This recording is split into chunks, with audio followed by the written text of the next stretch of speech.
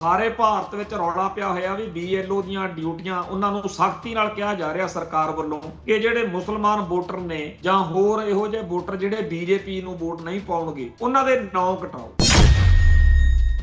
ਪਰ ਇਹ ਗੱਲ ਆਪਣੀ ਕੌਮ ਨੂੰ ਪਤਾ। ਪਹਿਲੀ ਗੱਲ ਤਾਂ ਚਲੋ ਸਾਡਾ ਤਾਂ ਸਿੱਧਾ ਹੀ ਹੈ ਵੀ ਅਸੀਂ ਤਾਂ ਖਾਲਿਸਤਾਨ ਦੀ ਗੱਲ ਕਰਦੇ ਹਾਂ, ਪਰ ਜਿਨ੍ਹਾਂ ਨੂੰ ਭਾਰਤ ਮਾਤਾ ਦਾ ਬੁਖਾਰ ਚੜਿਆ ਰਹਿੰਦਾ ਉਹਨਾਂ ਨੂੰ ਇਸ ਗੱਲ ਦੀ ਸੁਰਤ ਹੈਗੀ ਹੈ ਵੀ ਪਹਿਲਾਂ ਹੀ ਆਪਣੀ ਤਾਂ ਆਬਾਦੀ ਗਿਣਤੀ ਘੱਟ ਵਾ ਤੇ ਆਹ ਮੁਲਕ ਆ ਜੀ, ਆਹ ਇੰਡੀਆ ਜਿਹਦੇ ਤੁਸੀਂ ਗੋਗੇ ਗਾਉਂਦੇ ਰਹਿੰਦੇ ਹੋ। ਸੋ ਭਾਰਤੀ ਮੁਸਲਮਾਨ ਦਾ ਬਾਹਮਣੀਕਰਨ ਜਿਹੜਾ ਹੋਇਆ ਉਹ ਉਹੀ ਗੱਲ ਹੈ ਜਿਹੜੀ ਪੰਡਤ ਮਦਨ ਮੋਹਨ ਮਾਲਵੀਆ ਨੇ ਕਹੀ ਸੀ ਵੀ ਇਹਨਾਂ ਦੀ ਮੁਸਲਮਾਨੀ ਅਸੀਂ ਵਿਦਿਆ ਨੀਤੀ ਰਾਹੀਂ ਕੱਢ ਦਿਆਂਗੇ, ਤੇ ਸਿੱਖਾਂ ਦੀ ਫਿਰ ਸਿੱਖੀ ਵੀ ਕੱਢੀ ਜਾ ਰਹੀ ਹੈ। ਜਿਹੜਾ ਵੋਟਰ ਲਿਸਟਾਂ ਕੱਟਣ ਵਾਲਾ ਕੰਮ ਆ ਇਹ ਇਕੱਲਾ ਮੁਸਲਮਾਨਾਂ ਦਾ ਨਹੀਂ, ਇਹ ਆਪਣਾ ਵੀ ਹੋਣਾ। ਸੋ ਭਾਰਤ ਮਾਤਾ ਦੀ ਜੈ ਕਹਿ ਕੇ ਖਾਲਿਸਤਾਨ ਦੇ ਸੰਕਲਪ ਦਾ ਵਿਰੋਧ ਕਰਨ ਵਾਲੇ ਸਿੱਖਾਂ ਨੂੰ ਮਾੜੀ ਮੋਟੀ ਆਪਣੇ ਅਕਲ ਤੇ ਹੱਥ ਮਾਰਨ ਦੀ ਲੋੜ ਆ ਵੀ ਐਸ ਮੁਲਕ ਤੋਂ ਤੁਸੀਂ ਇਨਸਾਫ ਭਾਲਦੇ ਹੋ। ਪਹਿਲਾਂ ਤਾਂ ਤੁਹਾਡੇ 13 ਜਿਹੜੇ ਇੱਥੇ ਨੇ ਪੰਜਾਬ ਦੇ MP ਉਹ 13 ਦੇ 13 ਕਦੇ ਸਿੱਖ ਨਹੀਂ ਜਿੱਤ ਸਕਦੇ, ਤੇ ਹੁਣ ਅਗਲਿਆਂ ਨੇ ਪੱਕੇ ਪ੍ਰਬੰਧ ਕਰਨੇ ਸ਼ੁਰੂ ਕੀਤੇ ਹੋਏ ਨੇ। ਉਹ BJP ਜਿਹਦੇ ਕੋਈ ਕੋਲ ਦੀ ਨਹੀਂ ਸੀ ਲੰਘਦਾ ਉਹ ਲੈ ਕੇ ਕਿਹਨੇ ਆਂਦੀ ਆ ਪੰਜਾਬ 'ਚ? ਬਾਦਲ ਕਿਆ ਨੇ। ਸੋ ਪੰਜਾਬ ਦੀ ਸਿਆਸਤ ਵਿੱਚ ਜਦੋਂ ਤੋਂ ਇਹ ਗ੍ਰਹਿਣ ਸਿੱਖ ਕੌਮ ਨੂੰ ਲੱਗੇ ਆ ਬਾਦਲ ਕੇ, ਜੋ ਸਾਡਾ ਨੁਕਸਾਨ ਤੇ ਘਾਣ ਹੋਇਆ, ਤੇ ਇਹ ਤੋਂ ਇਲਾਵਾ ਕਿ ਉਹ ਘਟਨਾਵਾਂ, ਉਹ ਗੱਲਾਂ, ਉਹ ਬੰਦੇ ਜਿਹੜੇ ਸਿੱਖ ਜਵਾਨੀ ਨੂੰ ਇਉਂ ਲੱਗਣ ਲਾ ਦੇਣ ਵੀ ਸਿੱਖਾਂ ਦੀ ਕੋਈ ਕੌਮ ਆ, ਸਿੱਖਾਂ ਦਾ ਕੋਈ ਧਰਮ ਆ, ਸਿੱਖ ਸੰਸਥਾਵਾਂ ਖਿਲਾਫ, ਸਿੱਖ ਕੌਮ ਦੇ ਅਹੁਦਿਆਂ ਖਿਲਾਫ ਜਿਹੜਾ ਭਕਾਈ ਮਾਰ ਸਕੇ ਉਹਨੂੰ ਪੂਰਾ YouTube ਚੈਨਲਾਂ ਤੇ ਮੌਕਾ ਮਿਲਦਾ। ਇਸ ਮੌਕੇ ਸਿੱਖ ਇਤਿਹਾਸ ਅਤੇ ਸਿੱਖ ਫਲਸਫੇ ਤੋਂ ਕੋਹਾਂ ਦੂਰ ਨੇ ਇਹ ਲੋਕ ਜਿਹੜੇ YouTube ਚੈਨਲਾਂ ਦੇ ਉੱਤੇ ਬਹਿ ਕੇ ਸਿੱਖ ਬੱਚੇ ਬੱਚੀਆਂ ਨੂੰ ਉਪਰਾਮ ਕਰ ਰਹੇ ਨੇ, ਉਹਨਾਂ ਦੇ ਮਨਾਂ 'ਚੋਂ ਸਿੱਖੀ ਦਾ, ਸਿੱਖਾਂ ਦੇ ਅਹੁਦਿਆਂ ਦਾ, ਸੰਸਥਾਵਾਂ ਦਾ ਤਿਰਸਕਾਰ ਵਧਾ ਰਹੇ ਨੇ। ਇੱਕ ਪਾਸੇ ਤਾਂ ਬਾਦਲ ਕਿਆ ਕਰਕੇ ਸ਼੍ਰੋਮਣੀ ਕਮੇਟੀ ਅਤੇ ਅਕਾਲ ਤਖਤ ਸਾਹਿਬ, ਸ਼੍ਰੋਮਣੀ ਕਮੇਟੀ ਦੇ ਪ੍ਰਧਾਨ ਅਤੇ ਅਕਾਲ ਤਖਤ ਸਾਹਿਬ ਦੇ ਜਥੇਦਾਰ ਪੰਡ ਸਿੰਘ ਸਾਹਿਬਾਨ, ਹੁਕਮਨਾਮਾ ਤੇ ਹੋਰ ਸਾਡੀਆਂ ਰਵਾਇਤਾਂ ਪਰੰਪਰਾਵਾਂ ਦਾ ਨੁਕਸਾਨ ਹੋ ਰਿਹਾ, ਪਰ ਜਿਹੜਾ ਮਾੜਾ ਮੋਟਾ ਬਚਦਾ ਉਹ ਇਹ ਲੋਕ ਲੱਗੇ ਹੋਏ ਨੇ YouTube ਚੈਨਲਾਂ ਵਾਲੇ, ਤਾਂ ਕਿ ਸਾਡੀ ਆਉਣ ਵਾਲੀ ਜਿਹੜੀ ਪਨੀਰੀ ਆ ਉਹਦੇ ਦਿਲ ਦਿਮਾਗ 'ਚ ਇਹ ਗੱਲ ਪੈ ਜਾਵੇ ਵੀ ਇਹ ਕੋਈ ਕੌਮ ਆ। TV 84 ਉੱਤੇ ਪ੍ਰੋਗਰਾਮ ਖਬਰ ਦੀ ਖਬਰ ਦੇਖ ਰਿਹਾ ਹੈ ਸਾਰੇ ਦਰਸ਼ਕਾਂ ਨੂੰ ਮੈਂ ਸਰਬਜੀਤ ਸਿੰਘ ਘੁਮਾਣ ਫਤਿਹ ਅਰਜ ਕਰਦਾ ਜੀ। ਵਾਹਿਗੁਰੂ ਜੀ ਕਾ ਖਾਲਸਾ, ਵਾਹਿਗੁਰੂ ਜੀ ਕੀ ਫਤਿਹ। ਪਿਛਲੇ ਦਿਨੀ ਜਦੋਂ ਅਕਾਲ ਤਖਤ ਸਾਹਿਬ ਦੇ ਜਥੇਦਾਰ ਗਿਆਨੀ ਕੁਲਦੀਪ ਸਿੰਘ ਗੜਗੱਜ ਨੇ ਗੱਲਾਂ ਬਾਤਾਂ ਕੀਤੀਆਂ ਸੀ ਤੇ ਉਹਨਾਂ ਨੇ ਕਿਹਾ ਸੀ ਕਿ ਪੰਜਾਬ ਸਰਕਾਰ, ਖਾਸ ਤੌਰ ਤੇ ਮੌਜੂਦਾ ਪੰਜਾਬ ਸਰਕਾਰ, ਸਿੱਖ ਕੌਮ ਨਾਲ ਸੰਬੰਧਿਤ, ਖਾਸ ਤੌਰ ਤੇ ਦਰਬਾਰ ਸਾਹਿਬ ਕੰਪਲੈਕਸ ਨਾਲ ਸੰਬੰਧਿਤ ਮਸਲਿਆਂ ਦੇ ਬਾਰੇ ਜਿਵੇਂ ਕਾਰਵਾਈ ਕਰਨੀ ਚਾਹੀਦੀ ਆ ਉਵੇਂ ਨਹੀਂ ਕਰਦੀ। ਉਹਨਾਂ ਨੇ ਬਹੁਤ ਸਾਰੇ ਜਿਹੜੇ ਮੁਕੱਦਮੇ ਜਾਂ ਮਾਮਲੇ ਦਰਬਾਰ ਸਾਹਿਬ ਦੇ ਪ੍ਰਬੰਧ ਦੇ ਬਾਰੇ ਪੁਲਿਸ ਨੂੰ ਦਿੱਤੇ, ਉਹਨਾਂ ਦੀ ਗੱਲ ਵੀ ਕੀਤੀ ਸੀ। ਆਪਾਂ ਵੀ ਇਸ ਪ੍ਰੋਗਰਾਮ ਦੇ ਵਿੱਚ ਗੱਲ ਕਰਦੇ ਰਹਿੰਦੇ ਆ। ਇੱਕ ਉਹ ਘਟਨਾ ਜਿਹੜੀ 4-5 ਸਾਲ ਪਹਿਲਾਂ ਜਦੋਂ ਇੱਕ ਹਿੰਦੂ ਅੱਤਵਾਦੀ ਨੇ ਦਰਬਾਰ ਸਾਹਿਬ ਦੇ ਵਿੱਚ ਮੁੱਖ ਸਥਾਨ ਦੇ ਉੱਤੇ ਉੱਪਰਲੀ ਮੰਜ਼ਲ ਤੋਂ ਛਾਲ ਮਾਰੀ ਤੇ ਹੇਠਾਂ ਉਹਨੇ ਕੋਈ ਵੱਡਾ ਕਾਂਡ ਕਰਨਾ ਸੀ, ਪਰ ਇਸ ਤੋਂ ਪਹਿਲਾਂ ਹੀ ਸੇਵਾਦਾਰਾਂ ਨੇ ਸਜਗਤਾ ਦੇ ਨਾਲ ਉਹਨੂੰ ਕਾਬੂ ਕਰ ਲਿਆ। ਦੁਸ਼ਟ ਨੂੰ ਫੜਿਆ ਗਿਆ, ਸੋਧਾ ਲੱਗ ਗਿਆ। ਪਰ ਉਸ ਸਾਰੇ ਮਾਮਲੇ ਵਿੱਚ ਅੱਜ ਤੱਕ ਪੰਜਾਬ ਪੁਲਿਸ ਜਾਂ ਭਾਰਤ ਸਰਕਾਰ ਦੱਸ ਨਹੀਂ ਸਕੀ ਉਹ ਕੌਣ ਸੀ, ਕਿੱਥੋਂ ਦਾ ਸੀ, ਕਿਸ ਸਾਜ਼ਿਸ਼ ਦੇ ਤਹਿਤ ਭੇਜਿਆ ਗਿਆ ਸੀ, ਉਹਦੇ ਅੱਗੇ ਪਿੱਛੇ ਕੌਣ। ਇਵੇਂ ਹੀ ਇੱਕ ਜਨਾਨੀ ਅਰਚਨਾ ਮਕਵਾਨਾ ਉਹਦਾ ਨਾਂ ਸੀ, ਉਹ ਜਿੱਦ ਨਾਲ ਦਰਬਾਰ ਸਾਹਿਬ ਪਹੁੰਚੀ ਤੇ ਜਿਹੜਾ ਸੂਰਜ ਆਸਣ ਉਹ ਕਹਿੰਦੇ ਆ ਉੱਪਰ ਨੂੰ ਲੱਤਾਂ ਜਿਹੀਆਂ ਕਰਕੇ ਇੱਥੇ ਖੜੀ ਹੋ ਗਈ। ਪੂਰੀ ਕੌਮ ਦੀ ਹੇਠੀ ਹੋਈ ਕਿਉਂਕਿ ਯੋਗਾ ਵਾਲਾ ਦਿਨ ਸੀਗਾ ਤੇ ਇਹਨਾਂ ਨੇ ਉਸ ਦਿਨ ਜਾਣ ਕੇ ਵੀ ਇਹ ਸਾਡੇ ਹਿੰਦੂ ਧਰਮ ਦਾ ਹੀ ਇੱਕ ਸਥਾਨ ਆ, ਲਓ ਸਿੱਖੋ ਅਸੀਂ ਤੁਹਾਡੇ ਸਾਹਮਣੇ ਆ ਕਰ ਚੱਲੇ ਆ, ਲੋਕ ਕਰੋ ਕੀ ਕਰਦੇ। ਬਾਰ-ਬਾਰ ਸਿੱਖਾਂ ਨੂੰ ਜਲੀਲ ਕਰਨ ਵਾਲੀਆਂ ਕਰਤੂਤਾਂ ਜਦੋਂ ਵੀ ਇਹ ਲੋਕ ਕਰਦੇ ਐ ਹਿੰਦੂ ਅੱਤਵਾਦੀ, ਤਾਂ ਸਾਡੇ ਪੰਜਾਬ ਦੀ ਪੁਲਿਸ ਜਾਂ ਪ੍ਰਸ਼ਾਸਨ ਬਾਅਦ ਵਿੱਚ ਕੋਈ ਕਾਰਵਾਈ ਨਹੀਂ ਕਰਦਾ। ਇਸ ਮਸਲੇ ਉੱਤੇ ਲਗਾਤਾਰ ਸਿੱਖਾਂ 'ਚ ਇਹ ਰੋਸ ਹੈ ਤੇ ਬਿਲਕੁਲ ਜਾਇਜ਼ ਰੋਸ ਹੈ। ਤੇ ਜਦੋਂ ਜਥੇਦਾਰ ਯਾਨੀ ਕੁਲਦੀਪ ਸਿੰਘ ਗੜਗੱਜ ਨੇ ਉਹ ਸਾਰੇ ਮੁਕੱਦਮੇ ਗਣਾਏ ਤਾਂ ਲੋਕਾਂ ਨੂੰ ਲੱਗਿਆ ਕਿ ਜਥੇਦਾਰ ਸਾਹਿਬ ਠੀਕ ਹੀ ਕਹਿ ਰਹੇ ਨੇ। ਪਰ ਦਰਬਾਰ ਸਾਹਿਬ ਦੇ ਪ੍ਰਕਰਮਾਂ ਦੇ ਵਿੱਚ ਇਹੋ ਜਿਹੀਆਂ ਵਾਰਦਾਤਾਂ, ਇਹੋ ਜਿਹੀਆਂ ਘਟਨਾਵਾਂ ਲਗਾਤਾਰ ਹੋ ਰਹੀਆਂ ਨੇ। ਪਿਛਲੇ ਦਿਨਾਂ ਦੇ ਵਿੱਚ ਤਾਂ ਜਦੋਂ ਆਹ ਚੈਨਲ ਆਪਣੇ ਜਿਹੜੇ ਮੋਬਾਈਲ ਨੇ, ਇਹਨਾਂ 'ਚੋਂ ਨਵੀਆਂ-ਨਵੀਆਂ ਐਪਸ ਆਉਂਦੀਆਂ ਨੇ ਤੇ ਲੋਕਾਂ ਨੇ ਰੀਲਾਂ ਬਣਾ ਕੇ ਦਰਬਾਰ ਸਾਹਿਬ ਦੇ ਵਿੱਚ ਕੁੜੀਆਂ ਮੁੰਡਿਆਂ ਨੇ ਕਾਫੀ ਇਸ ਮਸਲੇ ਉੱਤੇ ਸ਼ਰਧਾਲੂ ਸੰਗਤਾਂ ਦੇ ਦਿਲ ਦੁਖੀ ਕੀਤੇ। ਤੇ ਜਦੋਂ ਇੱਕ ਹੋਰ ਬੀਬੀ ਕਹਿੰਦੀ ਵੀ ਲੜਕੀ ਹਰਿਆਣੇ ਦੀ ਸੀ ਵੀ ਮੈਂ ਤਾਂ ਮੂੰਹ ਤੇ ਤਿਰੰਗਾ ਲਾ ਕੇ ਤੇ ਮਾੜੇ ਮਤਲਬ ਮਾੜੇ ਤੋਂ ਭਾਵ ਜਿਹੜੇ ਅਯੋਗ ਮੰਨੇ ਜਾ ਸਕਦੇ ਆ ਦਰਬਾਰ ਸਾਹਿਬ ਦੇ ਸ਼ਰਧਾ ਤੇ ਸਤਿਕਾਰ ਵਾਲੇ ਸੰਗਤ ਦੇ ਹਿਸਾਬ ਨਾਲ ਉਹ ਉਹਦਾ ਪਹਿਰਾਵਾ ਸੀ, ਉਹਨੇ ਬਹੁਤ ਰੌਲਾ ਪਾ ਲਿਆ ਸੀ। ਇਹੋ ਜਿਹੀਆਂ ਗੱਲਾਂ ਬਾਤਾਂ ਦੇ ਤਹਿਤ ਸਾਡਾ ਜਿਹੜਾ ਕੋਡ ਆਫ ਕੰਡਕਟ ਵਾ ਜਾਂ ਇੱਕ ਮਰਿਆਦਾ ਜਾਂ ਇੱਕ ਸੱਭਿਆਚਾਰਕ ਪੱਖ ਤੋਂ ਵੀ ਕੀ ਹੋਣਾ ਚਾਹੀਦਾ, ਇਹਦੇ ਉੱਤੇ ਜਦੋਂ ਕੋਈ ਭਾਣਾ ਵਾਪਰ ਜਾਂਦਾ, ਵਾਪਰਾਉਣ ਵਾਲਾ ਤਾਂ ਜਾਣ ਬੁੱਝ ਕੇ ਪੂਰੀ ਨੀਤੀ ਦੇ ਤਹਿਤ ਆਇਆ ਹੁੰਦਾ, ਪਰ ਦਰਬਾਰ ਸਾਹਿਬ ਦੇ ਵਿੱਚ ਸੇਵਾਦਾਰਾਂ ਨੂੰ ਜਾਂ ਸ਼੍ਰੋਮਣੀ ਕਮੇਟੀ ਨੂੰ ਵੀ ਬਾਅਦ ਵਿੱਚ ਆਲੋਚਨਾ ਦਾ ਸਾਹਮਣਾ ਕਰਨਾ ਪੈਂਦਾ ਕਿ ਤੁਸੀਂ ਉੱਥੇ ਕੀ ਕਰਦੇ ਸੀ। ਤੇ ਇਸ ਤਰੀਕੇ ਜਾਣੇ ਅਣਜਾਣੇ ਕਹਿ ਲਓ ਜਾਂ ਸ਼ਰਾਰਤ ਨਾਲ ਕਹਿ ਲਓ, ਲਗਾਤਾਰ ਘਟਨਾਵਾਂ ਵਾਪਰਦੀਆਂ ਆ ਰਹੀਆਂ ਨੇ। ਅੱਜ ਵੀ ਇੱਕ ਇਹੋ ਜਿਹੀ ਵੀਡੀਓ ਘੁੰਮ ਰਹੀ ਆ, ਕੋਈ ਮੁਸਲਮਾਨ ਮੁੰਡਾ ਲੱਗਦਾ ਜਿਹੜਾ ਟੋਪੀ ਪਾ ਕੇ, ਹਾਲਾਂਕਿ ਉੱਥੇ ਥਾਂ ਥਾਂ ਤੇ ਲਿਖਿਆ ਹੁੰਦਾ, ਹੁਣ ਤਾਂ ਸਾਰੇ ਗੁਰਦੁਆਰਿਆਂ ਦੇ ਬਾਹਰ ਲਿਖਿਆ ਹੁੰਦਾ ਵੀ ਕੈਪਰੀ ਪਾ ਕੇ ਜਾਂ ਟੋਪੀ ਪਾ ਕੇ ਜਾਂ ਇਸ ਤਰ੍ਹਾਂ ਦੇ ਕੱਪੜੇ ਆਹ ਨਾ ਪਾ ਕੇ ਆਓ, ਬੀੜੀ ਸਿਗਰਟ ਬਾਰੇ ਵੀ ਲਿਖਿਆ ਹੁੰਦਾ। ਹੁਣ ਗੱਲ ਇਹ ਹੈ ਕਿ ਜਿਹੜੀ ਬੱਚਿਆਂ ਦੀ ਖਾਸ ਤੌਰ ਦੇ ਉੱਤੇ ਬਿਰਤੀ ਆ, ਬੜੀ ਅਜੀਬ ਆ। ਬਹੁਤ ਸਾਰੇ ਸਾਡੇ ਘਰਾਂ ਦੇ ਵਿੱਚ ਹੀ ਆਪਣੇ ਪਤਤਪੁਣ ਆਇਆ ਹੋਇਆ, ਉੱਥੇ ਬਾਹਰ ਟੋਕਰੀਆਂ ਰੱਖਣੀਆਂ ਪੈ ਰਹੀਆਂ ਨੇ ਜਿਨ੍ਹਾਂ ਦੇ ਵਿੱਚ ਇਹੋ ਜਿਹੇ ਕੱਪੜੇ ਜਾਂ ਸਿਰ ਤੇ ਲੈਣ ਨੂੰ ਕੁਝ ਰੱਖਣਾ ਪੈਂਦਾ ਵੀ ਇਹ ਸ਼ਾਇਦ ਕੋਈ ਨਾ ਹੋਵੇ ਤਾਂ ਬੰਦਾ ਉੱਥੋਂ ਲੈ ਲਵੇ। ਤੇ ਉਹ ਟੋਪੀ ਪਾ ਕੇ ਅੰਦਰ ਗਿਆ, ਇਹਦੇ ਤੇ ਵੀ ਇਤਰਾਜ਼ ਹੋ ਰਿਹਾ। ਤੇ ਉਹ ਜਿਹੜਾ ਮੁਸਲਮਾਨ ਮੁੰਡਾ, ਉਹਨੇ ਕੀ ਕੀਤਾ ਹੈ ਕਿ ਦਰਬਾਰ ਸਾਹਿਬ ਸਰੋਵਰ ਦੇ ਵਿੱਚ ਜਿਵੇਂ ਮੁਸਲਮਾਨੀ ਇਸਲਾਮੀ ਸ਼ਰ੍ਹਾ ਅਨੁਸਾਰ ਵੁਜ਼ੂ ਕਰਨਾ ਕਹਿੰਦੇ ਆ, ਕੋਈ ਅੱਖਰ ਉਹਨਾਂ ਦਾ ਵੁਜ਼ੂ, ਉਹ ਮਤਲਬ ਸਾਰੇ ਆ 4-5 ਜਿਵੇਂ ਪਹਿਲਾਂ ਹੱਥ ਪੈਰ ਧੋ ਲਓ ਤੇ ਮੁੜ ਕੇ ਮੂੰਹ ਦੇ ਉੱਤੇ ਫਿਰ ਉਹ ਜਿਹੜਾ ਕੁਰਲਾ ਕਰਨਾ, ਕੁੱਲਾ ਕਰਨਾ ਕਹਿੰਦੇ ਆ ਸ਼ਾਇਦ, ਉਹ ਆਪਾਂ ਕੁਰਲਾ ਅੱਖਰ ਵਰਦੇ ਆ, ਪਤਾ ਨਹੀਂ ਕੁਰਲੇ ਨੂੰ ਕੁੱਲਾ ਕਹਿੰਦੇ ਆ ਜੀ। ਉਹਨੇ ਉਹ ਜਿਹੜਾ ਪਾਣੀ ਮੂੰਹ 'ਚ ਸੀ, ਗੰਦਾ ਗੰਦਾ ਹੀ ਹੋ ਜਾਂਦਾ ਜਦੋਂ ਮੂੰਹ 'ਚ ਘੁਮਾ ਲੈਂਦੇ ਆ, ਉਹ ਉਹਨੇ ਸਰੋਵਰ ਦੇ ਵਿੱਚ ਜਿਵੇਂ ਆਪਾਂ ਪਿਚਕਾਰੀ ਮਾਰੀ ਉਲਟਾਤਾ। ਇਹ ਵੀਡੀਓ ਬੜੀ ਬਣਾਈ ਕਿਸੇ ਨੇ, ਕਮਾਲ ਦੀ ਗੱਲ ਆ ਕਿ ਇਹ ਐਕਟ ਦੀ ਵੀਡੀਓ ਜਿਹਨੇ ਬਣਾਈ ਉਹਨੇ ਉਸੇ ਵੇਲੇ ਇਸ ਗੱਲ ਦਾ ਰੌਲਾ ਕਿਉਂ ਨਹੀਂ ਪਾਇਆ? ਤੇ ਜੇ ਉਸ ਸ਼ਖਸ ਨੇ ਦਰਬਾਰ ਸਾਹਿਬ ਦੇ ਵਿੱਚ ਇਹ ਵੀਡੀਓ ਬਣਾ ਹੀ ਲਈ ਸੀ ਤਾਂ ਉਹਨੇ ਆਪ ਅਪਲੋਡ ਕਿਉਂ ਕੀਤੀ ਮੋਬਾਈਲ ਤੇ?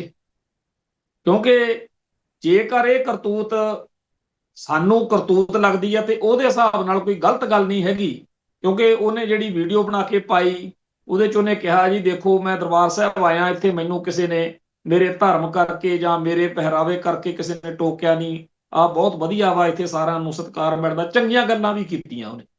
ਪਰ ਜਿਹੜੀ ਉਹਦੀ ਇਹ ਵੀਡੀਓ ਅੱਜ 3 ਦਿਨ ਬਾਅਦ ਉਹਨੇ ਜਿਹੜੀ ਅਪਲੋਡ ਕੀਤੀ, ਜਿਹਦਾ ਚ ਰੌਲਾ ਪਿਆ ਹੋਇਆ, ਇਹ ਗੱਲ ਬੜੀ ਅਜੀਬ ਆ ਕਿ ਘੱਟੋ ਘੱਟ ਇਹ ਉਹਨੂੰ ਪੱਕਾ ਪਤਾ ਸੀ ਕਿ ਜਦੋਂ ਮੈਂ ਸਰੋਵਰ ਦੇ ਵਿੱਚ, ਜਿਸ ਸਰੋਵਰ ਦੇ ਨਾਲ ਸਿੱਖਾਂ ਦੀ ਆਸਥਾ ਜੁੜੀ ਹੋਈ ਹੈ, ਠੀਕ ਆ ਬਈ ਸਾਡੇ ਧਰਮ ਦੇ, ਸਾਡੇ ਗੁਰੂ ਗ੍ਰੰਥ ਸਾਹਿਬ ਜੀ ਦੇ ਅਰਥਾਂ ਦਾ ਬੋਧ ਜਾਣਨ ਵਾਲੀ ਸੰਗਤ ਆ ਜਿਹੜੀ, ਉਹਨੂੰ ਪਤਾ ਕਿ ਜਿਹੜਾ ਇਹ ਗੁਰਬਾਣੀ ਦੀ ਇੱਕ ਪੰਕਤੀ ਆ, ਰਾਮਦਾਸ ਸਰੋਵਰ ਨਹਾਤੇ ਸਭ ਉਤਰੇ ਪਾਪ ਕਮਾਤੇ।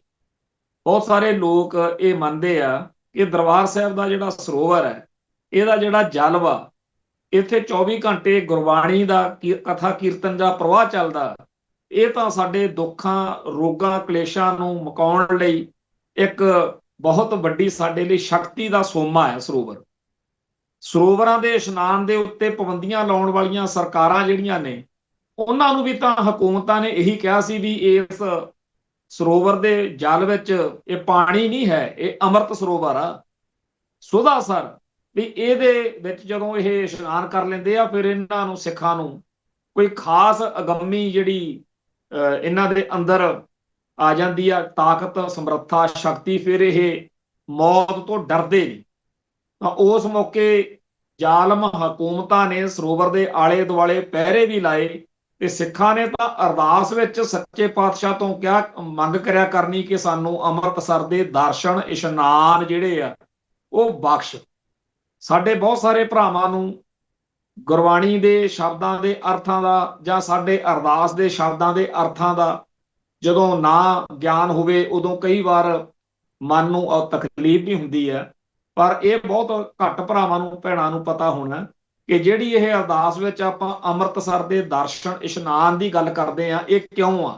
ਕਿਉਂਕਿ ਇੱਕ ਵੇਲਾ ਸੀ ਜਦੋਂ ਸਿੱਖ ਨੂੰ ਗੁਰੂ ਸਾਹਿਬ ਦੇ ਸਨਮੁਖ ਇਸ ਗੱਲ ਦੇ ਲਈ ਅਰਦਾਸਾਂ ਕਰਨੀਆਂ ਪੈ ਗਈਆਂ ਸੀ, ਜਦੋਂ ਸਾਡੀ ਕੌਮ ਜਿਹੜੀ ਇੱਕ ਬਹੁਤ ਭਿਆਨਕ ਦੌਰ ਵਿੱਚੋਂ ਲੰਘ ਰਹੀ ਸੀ।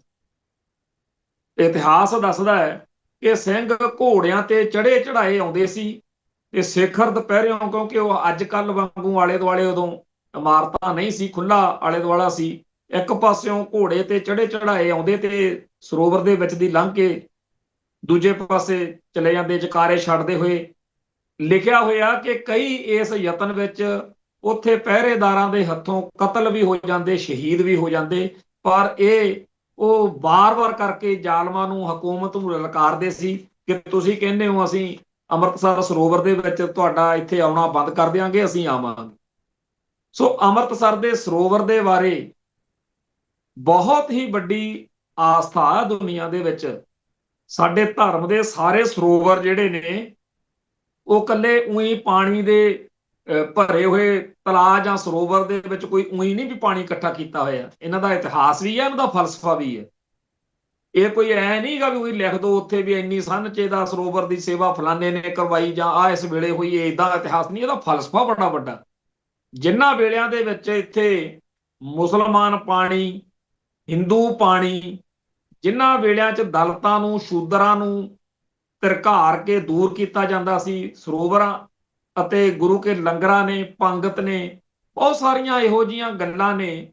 ਸਮਾਨਤਾ, ਸੁਤੰਤਰਤਾ, ਆਜ਼ਾਦੀ, ਬਰਾਬਰਤਾ ਦਾ ਅਹਿਸਾਸ ਮਨੁੱਖਤਾ ਨੂੰ ਕਰਵਾਇਆ। ਇਹ ਜਿਹੜਾ ਸਿੱਖ ਇਨਕਲਾਬ ਆ ਨਾ, ਇਹ ਉਹਦੀ ਇੱਕ ਤਰੀਕੇ ਨਾਲ ਬਹੁਤ ਵੱਡੀ ਜਿਹੜੀ ਥੰਮ ਨੇ ਉਹਦੇ।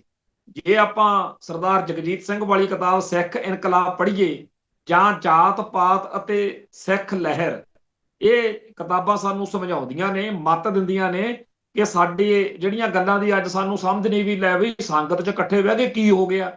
ਅੱਜ ਕਈ ਬੰਦਿਆਂ ਨੂੰ ਲੱਗਦਾ ਵੀ ਪੰਗਤ 'ਚ ਇਕੱਠੇ ਹੋ ਕੇ ਪ੍ਰਸ਼ਾਦਾ ਛਕ ਲਿਆ ਤਾਂ ਫਿਰ ਕੀ ਹੋ ਗਿਆ ਖਨੀ।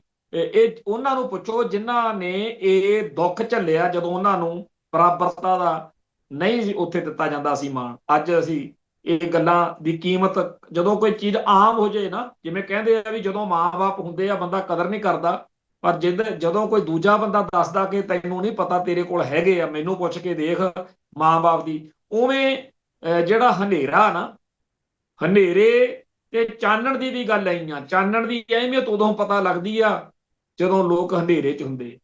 ਇਵੇਂ ਹੀ ਸਾਡੇ ਸਿੱਖ ਕੌਮ ਦੇ ਸੰਕਲਪਾਂ, ਆਦਰਸ਼ਾਂ, ਸਿਧਾਂਤਾਂ, ਰਵਾਇਤਾਂ, ਪਰੰਪਰਾਵਾਂ ਬਾਰੇ ਅੱਜ ਸਾਨੂੰ ਇਹ ਗੱਲ ਬੜੇ ਅਫਸੋਸ ਨਾਲ ਕਹਿਣੀ ਪੈ ਰਹੀ ਆ ਕਿ ਬਹੁਤ ਦੂਰੀ ਬਣ ਰਹੀ ਆ, ਟੁੱਟ ਰਹੀ ਆ ਅੱਜ। ਤੇ ਹੁਣ ਤਾਂ ਲੋਕ ਬਹੁਤ ਇਸ ਚੀਜ਼ ਦਾ ਲਾਹਾ ਵੀ ਲੈ ਰਹੇ।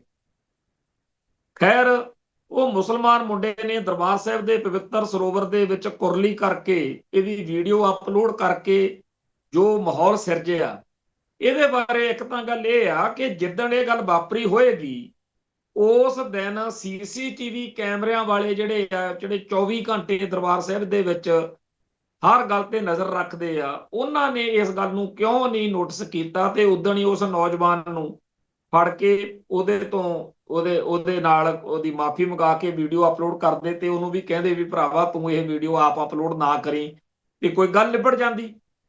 ਹੁਣ ਇਹ ਮਸਲਾ ਵੱਡਾ ਹੋ ਗਿਆ। ਹੁਣ ਤਾਂ ਮੰਗ ਕੀਤੀ ਜਾ ਰਹੀ ਆ ਕੌਮ ਵੱਲੋਂ ਕਿ ਮੁਕੱਦਮਾ ਦਰਜ ਕਰਾਓ। ਭਾਵੇਂ ਉਹਨੇ ਮੁਸਲਮਾਨ ਨੌਜਵਾਨ ਨੇ ਵੀਡੀਓ 'ਚ ਮਾਫੀ ਮੰਗੀ ਆ ਕਿ ਮੇਰੇ ਤੋਂ ਗਲਤ ਹੋ ਗਿਆ, ਪਰ ਫਿਰ ਤਾਂ ਜੇ ਉਹਨੂੰ ਉਦੋਂ ਹੀ ਦੱਸ ਦਿੱਤਾ ਜਾਂਦਾ ਕਿ ਤੂੰ ਬਹੁਤ ਮਾੜਾ ਕੀਤਾ ਤੇ ਸ਼ਾਇਦ ਉਹ ਵੀਡੀਓ ਅਪਲੋਡ ਨਾ ਹੀ ਹੁੰਦੀ। ਹੁਣ ਉਹਨੇ ਵੀਡੀਓ ਅਪਲੋਡ ਕਰਕੇ ਇੱਕ ਤਰੀਕੇ ਨਾਲ ਮਸਲਾ ਬਹੁਤ ਸੰਵੇਦਨਸ਼ੀਲ ਬਣ ਗਿਆ। ਹੁਣ ਤੱਕ ਤਾਂ ਹਿੰਦੂ ਅੱਤਵਾਦੀ ਇਹ ਕਰਤੂਤ ਕਰਕੇ ਸਿੱਖਾਂ ਨੂੰ ਨੀਵਾਂ ਦਿਖਾਉਂਦੇ ਰਹੇ ਆ ਵੀ ਅਸੀਂ ਨਾ ਮੁਕੱਦਮਾ ਦਰਜ ਹੋਣ ਤੋਂ ਬਾਅਦ ਕੁਝ ਤੇ ਕਰੋ ਕੀ ਕਰਦੇ। ਹੁਣ ਤਾਂ ਨਵਾਂ ਪੰਗਾ ਖੜਾ ਹੋ ਗਿਆ।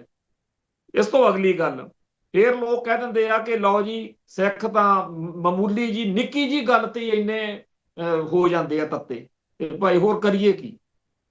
ਜਦੋਂ ਕਿਸੇ ਦੀ ਗਰੀਬ ਦੀ ਸੋਹਣੀ ਸੁਨੱਖੀ ਧੀ ਹੋਵੇ, ਉਹ ਹਰ ਵੇਲੇ ਬਦਮਾਸ਼ਾਂ ਤੋਂ, ਮਾੜੇ ਅਨਸਰਾਂ ਤੋਂ ਆਪਦੀ ਧੀ ਨੂੰ ਬਚਾਉਣ ਦੀ ਕੋਸ਼ਿਸ਼ ਕਰਦਾ ਕਿ ਕਿਸੇ ਦੀ ਮਾੜੀ ਨਜ਼ਰ ਨਾ ਪੈ ਜੇ। ਇਵੇਂ ਹੀ ਜਿਸ ਘਰ ਵਿੱਚ ਖਜ਼ਾਨਾ ਹੋਵੇ, ਉਹਨੂੰ ਡਰ ਹੁੰਦਾ। ਜਿਹਦੇ ਕੋਲੇ ਦੁੱਕੀ ਨਹੀਂ, ਉਹਨੇ ਕੀ ਡਰਨਾ। ਇਸ ਮੌਕੇ ਸਾਡੀ ਕੌਮ ਗੁਲਾਮ ਆ ਤੇ ਚਾਰੇ ਪਾਸਿਓਂ ਸਾਨੂੰ ਘੇਰਾ ਪਿਆ ਹੋਇਆ, ਤੇ ਅਸੀਂ ਆਪਦੀ ਕੌਮ ਦੇ, ਆਪਦੇ ਧਰਮ ਦੇ ਸੰਸਥਾਵਾਂ ਬਾਰੇ, ਆਦਰਸ਼ਾਂ ਬਾਰੇ, ਸਿਧਾਂਤਾਂ ਬਾਰੇ, ਫਲਸਫੇ ਬਾਰੇ, ਇਤਿਹਾਸ ਬਾਰੇ ਸਭ ਕੁਝ ਦੇਖ ਹੀ ਰਹੇ ਆ ਕਿ ਕੀ ਕੁਝ ਸਾਡੇ ਨਾਲ ਹੋ ਰਿਹਾ। ਤੇ ਕਿਉਂ ਨਾ ਸੰਵੇਦਨਸ਼ੀਲ ਹੋਈਏ। ਇੱਕ ਵੇਲਾ ਸੀਗਾ ਜਦੋਂ ਬਹੁਤ ਗੱਲਾਂ ਬਰਦਾਸ਼ਤ ਕਰ ਲਿਆ ਜਾਂਦੀਆਂ ਸੀ, ਜਾਂ ਉਸ ਮੌਕੇ ਕੌਮ ਦਾ ਪੱਧਰ ਹੀ ਇਹੋ ਜਿਹਾ ਸੀ। ਅਸੀਂ ਦੇਖਦੇ ਹਾਂ ਪੁਰਾਣੀਆਂ ਲਿਖਤਾਂ ਜਾਂ ਪੁਰਾਣੇ ਜਿਹੜੇ ਮਹਾਂਪੁਰਖ ਆਖੇ ਗਏ ਆ, ਉਹਨਾਂ ਨੇ ਸਿੱਖੀ ਦਾ ਹਿੰਦੂਕਰਨ ਕਰਨ ਵਾਲਾ ਹੀ ਮਸਾਲਾ ਪਰੋਸਿਆ। ਅਸੀਂ ਆਪਦੇ ਦਿਲ ਨੂੰ ਧਰਵਾਸ ਦੇਣ ਲਈ ਕਹਿ ਲੈਂਦੇ ਆ ਕਿ ਚਲੋ ਜੀ, ਉਹਨਾਂ ਵੇਲਿਆਂ ਦੇ ਵਿੱਚ ਸਾਡੇ ਸਾਹਮਣੇ ਜਿਹੜੀ ਸੰਗਤ ਬੈਠੀ ਸੀ ਉਹਦੇ ਹਿਸਾਬ ਨਾਲ ਗੱਲਾਂ ਕਹਿਤੀਆਂ ਹੋਣੀਆਂ ਨੇ, ਚਲੋ ਛੱਡੋ ਪਰਾਂ। ਪਰ ਅੱਜ ਬਹੁਤ ਸਾਰੀਆਂ ਗੱਲਾਂ ਸਾਡੇ ਕੌਮ 'ਚ, ਸਮਾਜ ਵਿੱਚ ਉਹ ਆ ਚੁੱਕੀਆਂ ਨੇ, ਤੇ ਜਦੋਂ ਉਹਨਾਂ ਬਾਰੇ ਗੱਲ ਕਰਦੇ ਆ ਤਾਂ ਉਹ ਕਹਿੰਦੇ ਜੀ ਅਸੀਂ ਤਾਂ ਪਹਿਲੋਂ ਤੋਂ ਇਹੀ ਸੁਣਦੇ ਆਏ ਹਾਂ।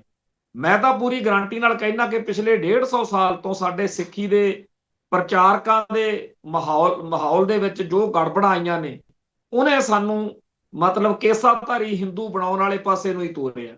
ਬੜੀ ਵੱਡੀ ਗਿਣਤੀ ਵਿੱਚ ਸਾਡੇ ਵੱਡੇ ਛੋਟੇ ਇਹੋ ਜਿਹੇ ਭੈਣ ਭਰਾ ਅਸੀਂ ਦੇਖ ਰਹੇ ਹਾਂ, ਜਿਹੜੇ ਕਹਿੰਦੇ ਆ ਵੀ ਜਿਹੜੀਆਂ ਗੱਲਾਂ ਤੁਸੀਂ ਦੱਸਦੇ ਹੋ ਵੀ ਗੁਰਬਾਣੀ ਦੇ ਵਿੱਚ ਆਹ ਗੱਲ ਇਉਂ ਆ, ਇਹਦੇ ਬਿਲਕੁਲ ਉਲਟ ਗੱਲ ਅਸੀਂ ਇੰਨੇ ਸਾਲਾਂ ਤੋਂ ਫਲਾਨਿਆਂ ਤੋਂ, ਮਹਾਪੁਰਸ਼ਾਂ ਤੋਂ ਸੁਣੀ ਹੈ।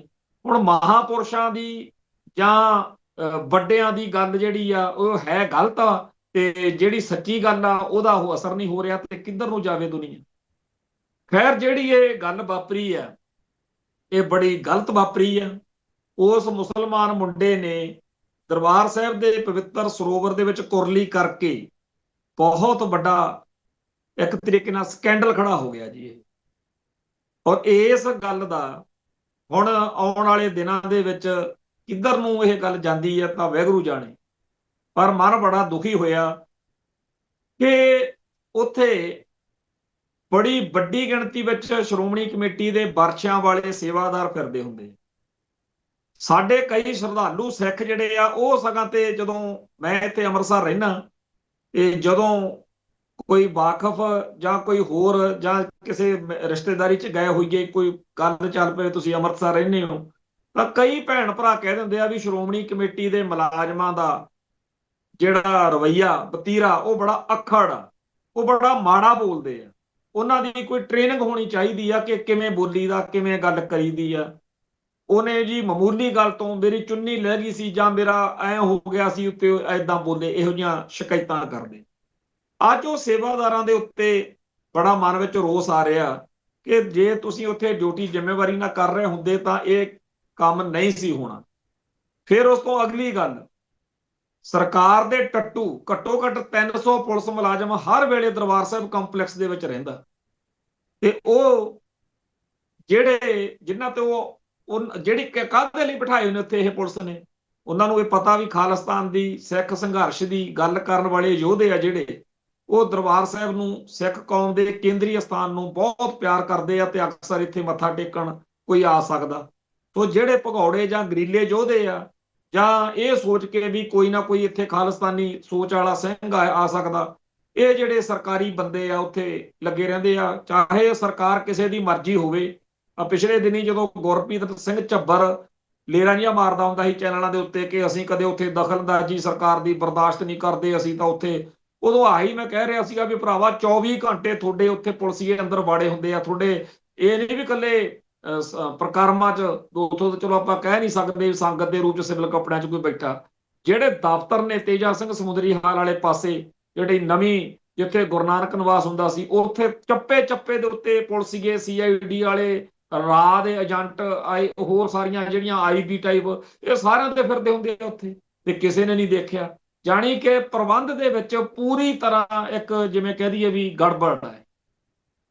ਹੁਣ ਇਸ ਗੱਲ ਦੇ ਉੱਤੇ ਆਉਣ ਵਾਲੇ ਦਿਨਾਂ ਦੇ ਵਿੱਚ ਕੀ ਕੁਝ ਵਾਪਰਦਾ, ਇਹ ਬੜਾ ਮਨ ਨੂੰ ਦੁਖੀ ਕਰਨ ਵਾਲੀ ਗੱਲ ਹੈ।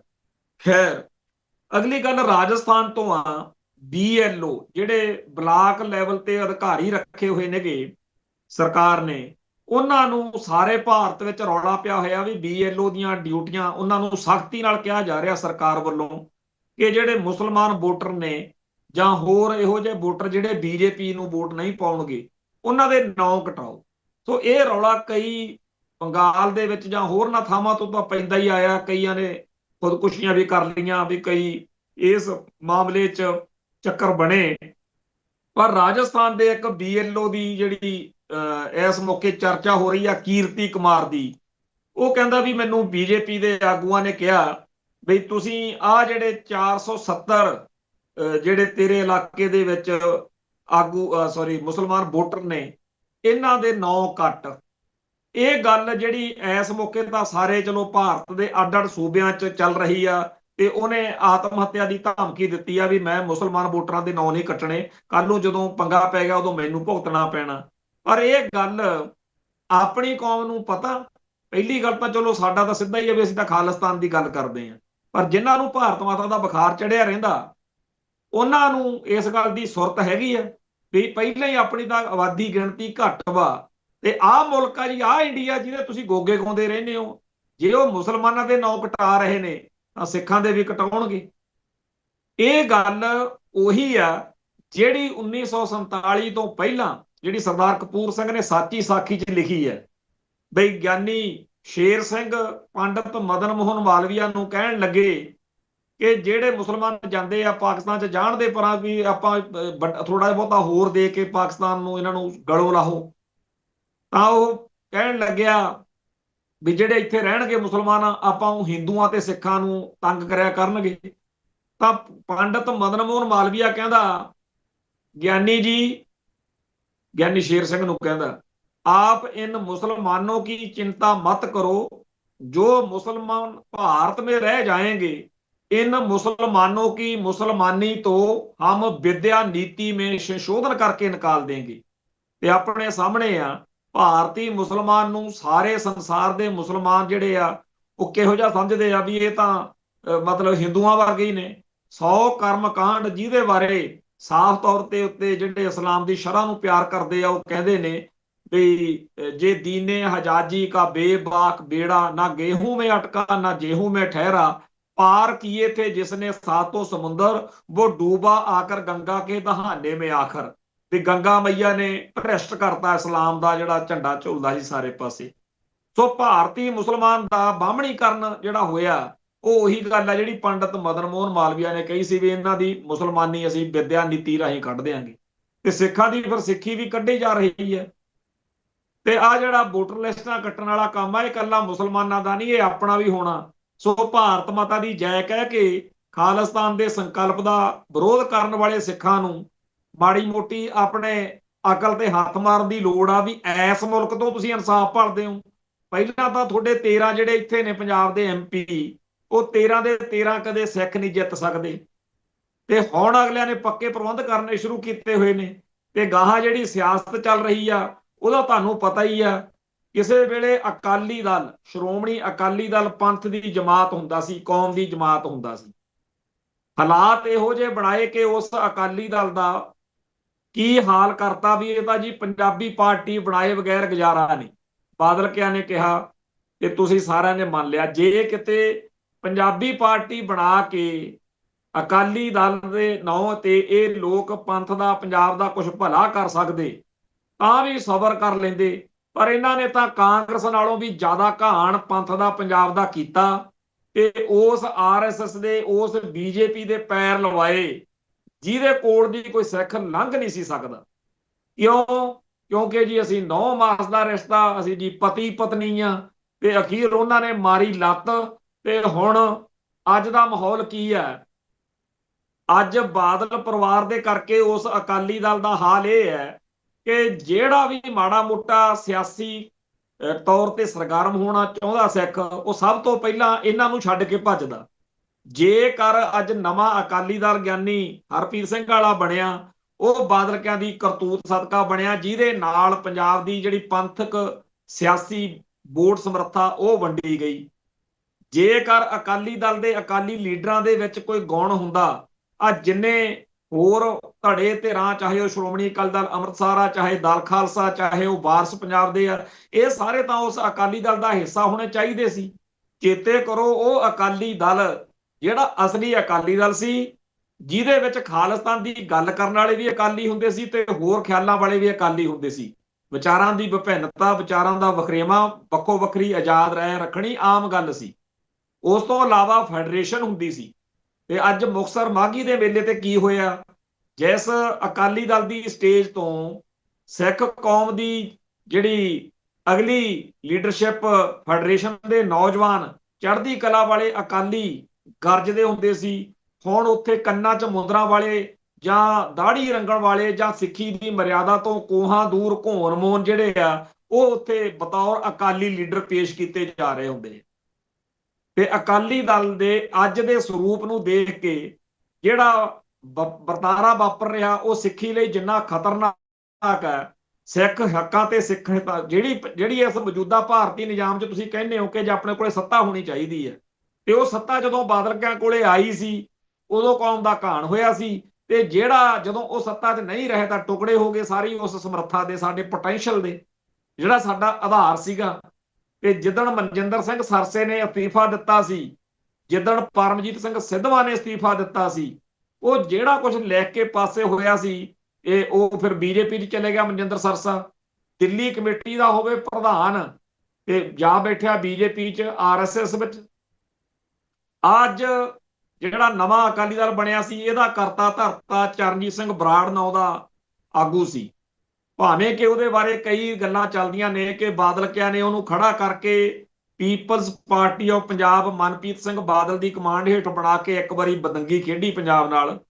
ਪਰ ਅੱਜ ਜਗਮੀਤ ਸਿੰਘ ਬਰਾੜ, ਚਰਨਜੀਤ ਸਿੰਘ ਬਰਾੜ ਤੇ ਹੋਰ ਕਈ ਬਰਾੜ ਜਿਹੜੇ ਆ, ਉਹ ਬੀਜੇਪੀ ਜੁਆਇਨ ਕਰ ਗਏ। ਉਹ ਬੀਜੇਪੀ ਜਿਹਦੇ ਕੋਈ ਕੋਲ ਦੀ ਨਹੀਂ ਸੀ ਲੰਘਦਾ, ਉਹ ਲੈ ਕੇ ਕਿਹਨੇ ਆਂਦੀ ਆ ਪੰਜਾਬ 'ਚ? ਬਾਦਲ ਕਿਆ ਨੇ। ਸੋ ਪੰਜਾਬ ਦੀ ਸਿਆਸਤ ਵਿੱਚ ਜਦੋਂ ਤੋਂ ਇਹ ਗ੍ਰਹਿਣ ਸਿੱਖ ਕੌਮ ਨੂੰ ਲੱਗੇ ਆ ਬਾਦਲ ਕੇ, ਜੋ ਸਾਡਾ ਨੁਕਸਾਨ ਤੇ ਘਾਣ ਹੋਇਆ। ਤੇ ਇਹ ਤੋਂ ਇਲਾਵਾ ਜਿਹੜਾ ਮੀਡੀਆ, ਹੁਣ ਆਪਾਂ ਭਾਰਤ ਦੇ ਵਿੱਚ ਇੱਥੇ ਆ ਗੱਲ ਅਸੀਂ ਬੜੀ ਵਾਰ ਮੈਂ ਕਹੀ ਤੇ ਸਮਝਾਉਣ ਦੀ ਕੋਸ਼ਿਸ਼ ਕੀਤੀ ਕਿ ਮੀਡੀਆ ਬੜੀ ਇੱਕ ਖਤਰਨਾਕ ਦੋ ਧਾਰੀ ਤਲਵਾਰ ਹੁੰਦੀ ਹੈ। ਆ ਜਿਹੜਾ YouTube ਚੈਨਲਾਂ ਵਾਲਾ ਮੀਡੀਆ, ਇਹ ਇੰਨਾ ਖਤਰਨਾਕ ਆ ਕਿ ਸਾਡੇ ਜਿਹੜੇ ਬੱਚੇ ਨੇ ਸਿੱਖਾਂ ਦੇ, ਕਿਉਂਕਿ ਜਿਹੜੇ ਪੱਕੀ ਉਮਰ ਦੇ ਲੋਕ ਹੁੰਦੇ ਆ, ਉਹਨਾਂ ਦਾ ਦਿਲ ਦਿਮਾਗ ਪੱਕ ਚੁੱਕਿਆ ਹੁੰਦਾ, ਪਰ ਜਿਹੜੀ ਅੱਲੜ ਉਮਰ ਹੁੰਦੀ ਆ 15 20 30 ਸਾਲ ਤੱਕ ਦੇ, ਉਹ ਬੜੇ ਭਾਵਕ ਹੁੰਦੇ ਆ ਉਮਰ ਦੇ। ਤੇ ਆ ਤੁਸੀਂ ਦੇਖਿਆ ਹੀ ਆ ਕਿ ਕੀ ਕੁਝ ਹੋ ਰਿਹਾ। ਜਿੰਨੇ YouTube ਚੈਨਲ ਨੇ, ਉਹਨਾਂ ਦੇ ਉੱਤੇ ਜੇ ਕੋਈ ਸਿੱਖੀ ਦੀ ਗੱਲ ਕਰਨ ਲੱਗੇ, ਉਹਨੂੰ ਤਾਂ ਤੁਰੰਤ ਟੋਕ ਦਿੰਦੇ ਨੇ। ਤੇ ਜਿਹੜਾ ਰਸੂਲਪੁਰੀਏ ਨਕਲੀ ਨਿਹੰਗ ਵਰਗਾ ਕੋਈ ਹੋਵੇ ਜਾਂ ਹੋਰ ਆ, ਉਹਨੂੰ ਪੂਰਾ ਖੁੱਲਾ ਮੌਕਾ ਮਿਲਦਾ ਸਿੱਖੀ ਦੇ, ਮਤਲਬ ਕਿ ਉਹ ਘਟਨਾਵਾਂ, ਉਹ ਗੱਲਾਂ, ਉਹ ਬੰਦੇ ਜਿਹੜੇ ਸਿੱਖ ਜਵਾਨੀ ਨੂੰ ਇਉਂ ਲੱਗਣ ਲਾ ਦੇਣ ਵੀ ਸਿੱਖਾਂ ਦੀ ਕੋਈ ਕੌਮ ਆ, ਸਿੱਖਾਂ ਦਾ ਕੋਈ ਧਰਮ ਆ, ਸਿੱਖ ਸੰਸਥਾਵਾਂ ਖਿਲਾਫ, ਸਿੱਖ ਕੌਮ ਦੇ ਅਹੁਦਿਆਂ ਖਿਲਾਫ ਜਿਹੜਾ ਭਕਾਈ ਮਾਰ ਸਕੇ, ਉਹਨੂੰ ਪੂਰਾ YouTube ਚੈਨਲਾਂ ਤੇ ਮੌਕਾ ਮਿਲਦਾ। YouTube ਚੈਨਲਾਂ ਨੇ ਕੱਲ ਕੀ ਮਾਹੌਲ ਸਿਰਜਿਆ ਹੋਇਆ ਸੀ, ਕੱਲ ਨਹੀਂ, ਪਿਛਲੇ ਕਈ ਦਿਨਾਂ ਤੋਂ ਇਉਂ ਲੱਗਣ ਲਾਇਆ ਪਿਆ ਸੀ ਜਿਵੇਂ ਮੁੱਖ ਮੰਤਰੀ ਭਗਵੰਤ ਮਾਨ ਨੇ ਅਕਾਲ ਤਖਤ ਦੇ ਜਥੇਦਾਰ ਨੂੰ ਢਾਹ ਲੈਣਾ ਤੇ ਉਹਦੇ ਪਰਖੱਚੇ ਉਡਾ ਦੇਣੇ ਆ। ਜਾਣੀ ਕਿ ਜਿਵੇਂ ਆਮ YouTube ਚੈਨਲਾਂ ਵਾਲੇ ਕਰਦੇ ਹੁੰਦੇ ਆ ਨਾ, ਵੋਟਾਂ ਵਾਲੇ ਦਿਨਾਂ 'ਚ ਦੋ ਅੱਡ-ਅੱਡ ਪਾਰਟੀਆਂ ਦੇ ਜਮੂਰੇ ਬਿਠਾ ਲੈਂਦੇ ਆ, ਫਿਰ ਕੁੱਕੜ ਖੇ ਚੱਲਦੀ ਆ ਉੱਥੇ। ਇਹਨਾਂ ਨੇ ਕੱਲ ਵੀ ਇਉਂ ਲੱਗਣ ਲਾਇਆ ਪਿਆ, ਇੱਕ ਪਾਸੇ ਅਕਾਲ ਤਖਤ ਸਾਹਿਬ ਦੇ ਜਥੇਦਾਰ ਦੀ ਪਦਵੀ, ਇੱਕ ਪਾਸੇ ਇੱਕ ਪੰਜਾਬ ਦਾ ਚਲੋ ਜ਼ਿੰਮੇਵਾਰ ਸੰਵਿਧਾਨਕ ਅਹੁਦੇ ਤੇ ਬੈਠੇ ਆ ਮੁੱਖ ਮੰਤਰੀ, ਤੇ ਦੋਨਾਂ ਦੀ ਟੱਕਰ ਦਿਖਾਈ ਜਾ ਰਹੀ ਸੀ। ਤੇ ਉਹ ਟੱਕਰ ਇਉਂ ਦਿਨੋਂ ਦਿਨ ਇਉਂ ਪਲ ਵਧਾਈ ਗਈ, ਜਿਹੜੀ ਕਿ ਹਕੀਕਤ ਵਿੱਚ ਕਿਤੇ ਨਹੀਂ ਸੀ। ਪਰ ਉਧਰੋਂ ਗੱਲ ਸੁਣ ਕੇ ਚੱਕ ਦਿਓ, ਇਧਰੋਂ ਚੱਕ ਦਿਓ, ਦੋਨੇ ਪਾਸੇ ਲਾਂਬੂ ਲਾਉਣ ਵਾਲੀ ਮੀਡੀਆ ਦੇ ਵਿੱਚ ਇੱਕ ਗੱਲ ਇਉਂ ਦਰਸਾ ਰਹੇ ਸੀ ਵੀ ਆਮ ਜਿਹੜੇ ਸਾਡੇ ਬੱਚੇ ਬੱਚੀਆਂ ਨੇ, ਉਹਨਾਂ ਨੂੰ ਲੱਗਦਾ ਸੀ ਵੀ ਪਤਾ ਨਹੀਂ ਕੀ ਹੋ ਜਾਣਾ। ਤੇ ਜਦੋਂ ਕੱਲ ਸਵੇਰ ਤੋਂ ਜਦੋਂ ਉਹਦੀ ਪੇਸ਼ੀ ਦਾ ਸ਼ੁਰੂ ਹੋਇਆ ਚੱਕਰ, ਫਿਰ ਜੋ ਡਰਾਮਾ ਚੱਲਿਆ ਵੀ ਹੁਣ ਉਹ ਆ ਗਿਆ, ਹੁਣ ਉਹ ਤੁਰ ਪਿਆ, ਹੁਣ ਉਹਨੇ ਲੱਤ ਹਿਲਾਤੀ, ਉਹਨੇ ਪੈਰ ਹਿਲਾਤਾ। ਤੇ ਜਦੋਂ ਪੇਸ਼ੀ ਹੋਈ, ਪੇਸ਼ੀ ਮੌਕੇ ਅੱਜ ਮੈਂ ਦੇਖਿਆ ਕਿ ਬਹੁਤ ਹੀ ਸੁਹਿਰਦ ਤੇ ਸਤਿਕਾਰਤ ਸਾਡੇ ਸਿੱਖ ਬਜ਼ੁਰਗ ਭੈਣ ਭਰਾ ਇੱਕ ਤਰੀਕੇ ਨਾਲ ਸ਼ੁਕਰਾਨਾ ਕਰਦੇ ਦਿਖੇ ਕਿ ਸ਼ੁਕਰ ਆ ਸੱਚੇ ਪਾਤਸ਼ਾਹ ਨਾ ਭਗਵੰਤ ਮਾਨ ਨੇ ਕੋਈ ਜਿਵੇਂ ਉਹਦੀ ਆਦਤ ਆ ਉਵੇਂ ਕੋਈ ਲੱਲਰ ਨਹੀਂ ਲਾਇਆ, ਕੋਈ ਮਾੜੀ ਚੰਗੀ ਗੱਲ ਨਹੀਂ ਕੀਤੀ, ਬਾਹਰ ਨਿਕਲ ਕੇ ਸੰਜੀਦਗੀ ਨਾਲ ਸਾਫ਼ ਗੋਈ ਨਾਲ ਉਹਨੇ ਆਪਦੀ ਗੱਲ ਕੀਤੀ। ਬੜੀ ਲੋਕਾਂ ਨੂੰ ਆਸ ਸੀ, ਮੀਡੀਆ ਨੂੰ ਤਾਂ ਐਉਂ ਲੱਗਣ ਲੱਗ ਗਿਆ ਹੋਣਾ ਵੀ ਲੈ ਆ ਕੀ ਹੋ ਗਿਆ, ਇਹ ਕੋਈ ਗੱਲ ਹੀ ਨਹੀਂ ਬਣੀ, ਕਿਉਂਕਿ ਉਹਨਾਂ ਨੂੰ ਤਾਂ ਨਜ਼ਾਰਾ ਆਉਂਦਾ ਜਦੋਂ ਕੋਈ ਕੁੱਤ ਕਲੇਸ਼ ਹੁੰਦਾ ਹੋਵੇ ਵੀ ਮੈਂ ਤਾਂ ਫਿਰ ਚੱਕ ਤੇ ਜੀ ਫੱਟੇ, ਮੈਂ ਤਾਂ ਐਂ ਕਿਹਾ, ਮੈਂ ਤਾਂ ਉਹ ਕਿਹਾ। ਦੂਜੇ ਪਾਸੇ ਇਧਰੋਂ ਫਿਰ ਨਿਰਾਸ਼ ਹੋ ਕੇ ਇਹ ਮੀਡੀਆ ਪਹੁੰਚਿਆ ਜਥੇਦਾਰ ਗੜਗੱਜ ਕੋਲੇ, ਉਹਨਾਂ ਨੇ ਵੀ ਮਰਿਆਦਾ ਤੇ ਸਿਧਾਂਤ ਦੀ ਗੱਲ ਕਰਕੇ ਤੋਰਤੇ। ਤੇ ਕੱਲ ਜਦੋਂ ਇਹ ਲੋਕਾਂ ਨੇ ਹਕੀਕਤ ਦੇਖੀ ਕਿ ਜਿਨ੍ਹਾਂ ਦੋ ਅਹੁਦਿਆਂ ਨੂੰ ਆਪਸ ਵਿੱਚ ਹੀ ਟੱਕਰ ਲੱਗੀ ਦਿਖਾ ਕੇ ਸਾਨੂੰ ਭੜਕਾਇਆ ਜਾ ਰਿਹਾ ਸੀ ਵੀ ਪਤਾ ਨਹੀਂ ਕੀ ਬੰਬ ਡਿੱਗ ਪੈਣਾ, ਇੱਕ ਪਾਸੇ ਜਥੇਦਾਰ ਸਾਹਿਬ, ਇੱਕ ਪਾਸੇ ਭਗਵੰਤ ਮਾਨ, ਵੀ ਦੋਨੇ ਜਾਣਿਆਂ ਦੇ ਮੂੰਹ ਤੋਂ ਜਦੋਂ ਗੱਲਾਂ ਸੁਣੀਆਂ ਨੇ ਉੱਥੇ ਤਾਂ ਕੋਈ ਐਡੀ ਗੱਲ ਲੱਗੀ ਨਹੀਂ। ਭਗਵੰਤ ਮਾਨ ਨੇ ਕਿਹਾ ਕਿ ਮੈਨੂੰ ਕਈ ਗੱਲਾਂ ਦਾ ਨਹੀਂ ਸੀ ਪਤਾ, ਮੈਨੂੰ ਨਹੀਂ ਸੀ ਬੋਲਣਾ ਚਾਹੀਦਾ, ਮਰਿਆਦਾ ਦੇ ਮਸਲਿਆਂ ਤੇ ਦਸਵੰਧ ਬਾਰੇ ਐਡਮਿਟ ਕਰ ਲਿਆ। ਇਵੇਂ ਜਥੇਦਾਰ ਨੇ ਕਿਹਾ ਕਿ ਅਸੀਂ ਉਹਨੂੰ ਸਮਝਾਇਆ ਵੀ ਆ ਚੱਕ ਤੂੰ ਗੁਰਦੁਆਰਾ ਗਜ਼ਟ ਦੀ ਕਾਪੀ, ਆ ਚੱਕ ਤੂੰ ਜਿਹੜਾ ਸਿੱਖ ਰਹਿਤ ਮਰਿਆਦਾ, ਤੇ ਭਾਈ ਤੂੰ ਬਹੁਤਾ ਜ਼ਿਆਦਾ ਆਪਦਾ ਬੋਲਣ ਲੱਗਿਆ, ਖਿਆਲ ਰੱਖਿਆ ਕਰ। ਇਹ ਸਧਾਰਨ ਗੱਲ ਨੂੰ ਇੰਨੀ ਵੱਡੀ ਤੇ ਇੰਨੀ ਖੌਫਨਾਕ ਬਣਾ ਕੇ ਇਹ ਸਾਰੀ ਗੱਲ ਦੇ ਵਿੱਚ ਆਮ ਲੋਕਾਂ ਨੂੰ ਫਿਰ ਕੀ ਲੱਗਿਆ ਜਦੋਂ ਲੜਾਈ ਪੜਾਈ ਕੋਈ ਟੱਕਰ ਵਾਲੀ ਕੋਈ ਖਬਰ ਨਹੀਂ ਬਣੀ, ਉਹ ਕਹਿੰਦੇ ਵੀ ਕੋਈ ਸੈਟਿੰਗ ਹੋ ਗਈ ਹੋਣੀ। ਐ ਕਿਵੇਂ ਹੋ ਸਕਦਾ ਵੀ ਜਿਹੜੀ 100% ਲੱਗਦਾ ਸੀ ਕਿ ਲੜਾਈ ਹੋਊਗੀ। ਹੁਣ ਆਮ ਬੰਦਾ ਨਹੀਂ ਸਮਝ ਸਕਦਾ ਕਿ ਮੀਡੀਆ ਬੜੀ ਕੁੱਤੀ ਚੀਜ਼ ਆ, ਇਹ ਤੁਹਾਡੇ ਦਿਮਾਗ ਨਾਲ ਖੇਡਦਾ, ਇਹ ਐਵੇਂ ਕੋਈ ਵੀ ਗੱਲ ਕ੍ਰੀਏਟ ਕਰਕੇ ਆਪਣੇ ਆਪ ਹੀ ਤੁਹਾਨੂੰ ਲੱਗਣ ਲਾ ਦਿੰਦਾ ਵੀ ਆ ਐ ਹੋ ਜਾਣਾ। ਉਹ ਜਦੋਂ ਨਹੀਂ ਹੁੰਦਾ ਫਿਰ ਬੰਦਾ ਉਹ ਚ ਆਪਣੇ ਆਪ ਕਸੂਤਾ ਜਾਂ ਫਸਿਆ ਮਹਿਸੂਸ ਕਰਦਾ। ਇਹ ਜਿਹੜੇ YouTube ਚੈਨਲਾਂ ਰਾਹੀਂ ਸਿੱਖ ਬੱਚੇ ਬੱਚੀਆਂ ਨੂੰ ਆਪਦੀਆਂ ਸੰਸਥਾਵਾਂ ਦੇ ਖਿਲਾਫ, ਆਪਣੇ ਅਹੁਦਿਆਂ ਦੇ ਖਿਲਾਫ ਭੜਕਾਇਆ ਜਾ ਰਿਹਾ, ਇਹਨੂੰ ਸਮਝਣ ਦੀ ਲੋੜ ਹੈ ਔਰ ਇਹਦਾ ਇਲਾਜ ਕਰਨ ਦੀ ਲੋੜ ਹੈ। ਇਸ ਮੌਕੇ ਸਿੱਖ ਇਤਿਹਾਸ ਅਤੇ ਸਿੱਖ ਫਲਸਫੇ ਤੋਂ ਕੋਹਾਂ ਦੂਰ ਨੇ ਇਹ ਲੋਕ ਜਿਹੜੇ YouTube ਚੈਨਲਾਂ ਦੇ ਉੱਤੇ ਬਹਿ ਕੇ ਸਿੱਖ ਬੱਚੇ ਬੱਚੀਆਂ ਨੂੰ ਉਪਰਾਮ ਕਰ ਰਹੇ ਨੇ, ਉਹਨਾਂ ਦੇ ਮਨਾਂ ਚੋਂ ਸਿੱਖੀ ਦਾ, ਸਿੱਖਾਂ ਦੇ ਅਹੁਦਿਆਂ ਦਾ, ਸੰਸਥਾਵਾਂ ਦਾ ਤਿਰਸਕਾਰ ਵਧਾ ਰਹੇ ਨੇ। ਇੱਕ ਪਾਸੇ ਤਾਂ ਬਾਦਲ ਕਿਆ ਕਰਕੇ ਸ਼੍ਰੋਮਣੀ ਕਮੇਟੀ ਅਤੇ ਅਕਾਲ ਤਖਤ ਸਾਹਿਬ, ਸ਼੍ਰੋਮਣੀ ਕਮੇਟੀ ਦੇ ਪ੍ਰਧਾਨ ਅਤੇ ਅਕਾਲ ਤਖਤ ਸਾਹਿਬ ਦੇ ਜਥੇਦਾਰ ਪੰਡ ਸਿੰਘ ਸਾਹਿਬਾਨ, ਹੁਕਮਨਾਮਾ ਤੇ ਹੋਰ ਸਾਡੀਆਂ ਰਵਾਇਤਾਂ ਪਰੰਪਰਾਵਾਂ ਦਾ ਨੁਕਸਾਨ ਹੋ ਰਿਹਾ, ਪਰ ਜਿਹੜਾ ਮਾੜਾ ਮੋਟਾ ਬਚਦਾ ਉਹ ਇਹ ਲੋਕ ਲੱਗੇ ਹੋਏ ਨੇ YouTube ਚੈਨਲਾਂ ਵਾਲੇ, ਤਾਂ ਕਿ ਸਾਡੀ ਆਉਣ ਵਾਲੀ ਜਿਹੜੀ ਪਨੀਰੀ ਆ ਉਹਦੇ ਦਿਲ ਦਿਮਾਗ 'ਚ ਇਹ ਗੱਲ ਪੈ ਜਾਵੇ ਵੀ ਇਹ ਕੋਈ ਕੌਮ ਆ, ਇਹ ਬਹੁਤ ਖਤਰਨਾਕ ਰੁਝਾਨ ਆ। ਪਰ ਕੀ ਅਕਾਲ ਤਖਤ ਸਾਹਿਬ ਵਾਲੇ ਇਹਦਾ ਕੋਈ ਹੱਲ ਕੱਢ ਸਕਦੇ ਆ? ਹੋਣਾ ਤਾਂ ਇਹ ਚਾਹੀਦਾ ਕਿ ਅਕਾਲ ਤਖਤ ਸਾਹਿਬ ਆਪਦਾ ਇੱਕ YouTube ਚੈਨਲ ਬਣਾਵੇ, ਤੇ ਜਦੋਂ ਵੀ ਜਿੱਥੇ ਵੀ ਦਿਨ ਦੇ ਵਿੱਚ ਕੋਈ ਐਂਟੀ ਸਿੱਖ ਗੱਲ, ਕੋਈ ਅਕਾਲ ਤਖਤ ਸਾਹਿਬ ਦੇ ਆਦੇਸ਼ ਦੇ ਖਿਲਾਫ ਜਾਂ ਕੋਈ ਹੋਰ ਗੱਲ ਆ, ਉਹਦਾ ਉਹ ਦੱਸਣ ਤਾਂ ਕਿ ਸਿੱਖ ਜਗਤ ਨੂੰ ਪਤਾ ਲੱਗੇ ਕਿ ਇਹ ਸੰਸਥਾਵਾਂ ਦੇ ਖਿਲਾਫ ਕਿਵੇਂ ਮਾਹੌਲ ਸਿਰਜਿਆ ਜਾ ਰਿਹਾ, ਕਿਵੇਂ ਇਹ YouTube ਚੈਨਲਾਂ ਵਾਲੇ ਕਿਸੇ ਏਜੰਡੇ ਤਹਿਤ ਸਾਨੂੰ ਭੜਕਾ ਰਹੇ ਨੇ। ਅਸਲੀ ਗੱਲ ਹੋਰ ਆ ਕੁਛ। ਦੂਜੇ ਪਾਸੇ ਇਹ ਗੱਲ ਆ ਕਿ ਅਕਾਲ ਤਖਤ ਸਾਹਿਬ ਦਾ ਸਾਰਾ ਸਿਸਟਮ ਤਾਂ ਸ਼੍ਰੋਮਣੀ ਕਮੇਟੀ ਦੇ ਅਧੀਨ, ਤੇ ਸ਼੍ਰੋਮਣੀ ਕਮੇਟੀ ਬਾਦਲਕਿਆਂ ਦੇ ਅਧੀਨ, ਤੇ ਸ਼੍ਰੋਮਣੀ ਕਮੇਟੀ ਵਾਲੇ ਕਦੋਂ ਚਾਹਣਗੇ ਕਿ ਅਕਾਲ ਤਖਤ ਸਾਹਿਬ ਦਾ ਇੰਡੀਪੈਂਡੈਂਟ ਚੈਨਲ ਚੱਲ ਪਵੇ? ਇਹਨਾਂ ਨੇ ਤਾਂ PTC ਵਾਲਾ ਗੁੱਸਾ ਕੱਢਣਾ ਸ਼ੁਰੂ ਕੀਤਾ ਹੋਇਆ ਵੀ ਸਿੱਖੋ ਸਾਡੇ ਬਾਦਲ ਸਾਹਿਬ ਦਾ PTC ਬੰਦ ਕਰਾਤਾ ਨਾ, ਹੁਣ ਅਸੀਂ ਗੁਰਬਾਣੀ ਪ੍ਰਸਾਰਣ ਲਈ ਕੁਝ ਆਪਦਾ ਵੀ ਨਹੀਂ ਕਰਨਾ। ਉਹ ਇੱਕ YouTube ਚੈਨਲ ਚਲਾਇਆ ਹੋਇਆ। ਕੀ ਉਸ YouTube ਚੈਨਲ ਤੋਂ ਇਹ ਨਹੀਂ ਕੀਤਾ ਜਾ ਸਕਦਾ ਕਿ ਉੱਥੇ ਜਦੋਂ ਗੁਰਬਾਣੀ ਦਾ ਪ੍ਰਸਾਰਣ ਨਹੀਂ ਹੁੰਦਾ, ਬਾਕੀ ਟਾਈਮ ਦੇ ਉੱਤੇ ਸਿੱਖ ਕੌਮ ਦੇ ਵਿਦਵਾਨਾਂ ਨੂੰ ਸੱਦ ਕੇ ਸਿੱਖ ਮਸਲਿਆਂ ਉੱਤੇ ਚਰਚਾ ਹੋਵੇ? ਆ ਜਿਹੜੇ ਮਸਲੇ ਸਿੱਖੀ ਦੇ ਬਹੁਤ ਹੀ ਵਿਵਾਦਤ ਜਾਂ ਸੰਵੇਦਨਸ਼ੀਲ ਇਹੋ ਜਿਹੇ ਮਸਲੇ ਹੈਗੇ ਆ ਜਿਨ੍ਹਾਂ ਉੱਤੇ ਸਾਡੀ ਕੌਮ ਦੇ ਕੁਝ ਹਿੱਸੇ ਜਿਹੜੇ ਆ ਉਹ ਚਰਚਾ ਕਰਦੇ ਆ, ਜਿਵੇਂ ਕੁਝ ਕਿਤਾਬਾਂ ਦਾ ਮਸਲਾ ਹੀ ਆ, ਜਿਵੇਂ ਜਿਹੜਾ ਬਲਦੇਵ ਸਿੰਘ ਸਰਸੇ ਹੁਣੀ ਕਿਤਾਬਾਂ ਦਾ ਸਿੱਖ ਇਤਿਹਾਸ ਜਾਂ ਹੋਰ ਕਿਤਾਬਾਂ ਦੀ ਗੱਲ ਕਰਦੇ ਆ ਵੀ ਇਹਨਾਂ 'ਚ ਗਲਤ ਹੈ। ਜਦੋਂ ਸ਼੍ਰੋਮਣੀ ਕਮੇਟੀ ਇਹਨਾਂ ਨੂੰ ਕਿਤੇ ਪਲੇਟਫਾਰਮ ਨਹੀਂ ਦਊਗੀ ਆਪਦੀ ਗੱਲ ਰੱਖਣ ਦਾ, ਤਾਂ ਫਿਰ ਇਹ ਐਂਟੀ ਪੰਥਕ ਜਿਹੜੇ ਜਾਂ ਹੋਰ ਗੋਦੀ ਮੀਡੀਆ ਟਾਈਪ ਸਿੱਖੀ ਦੇ ਉਲਟ ਚੱਲਣ ਵਾਲੇ ਚੈਨਲ ਨੇ ਉਹ ਵਰਤਣਗੇ, ਤੇ ਉੱਥੇ ਜਿਹੜੀ ਗੱਲ ਹੋਊਗੀ ਉਹ ਜ਼ਿਆਦਾ ਖਤਰਨਾਕ ਹੋਊਗੀ।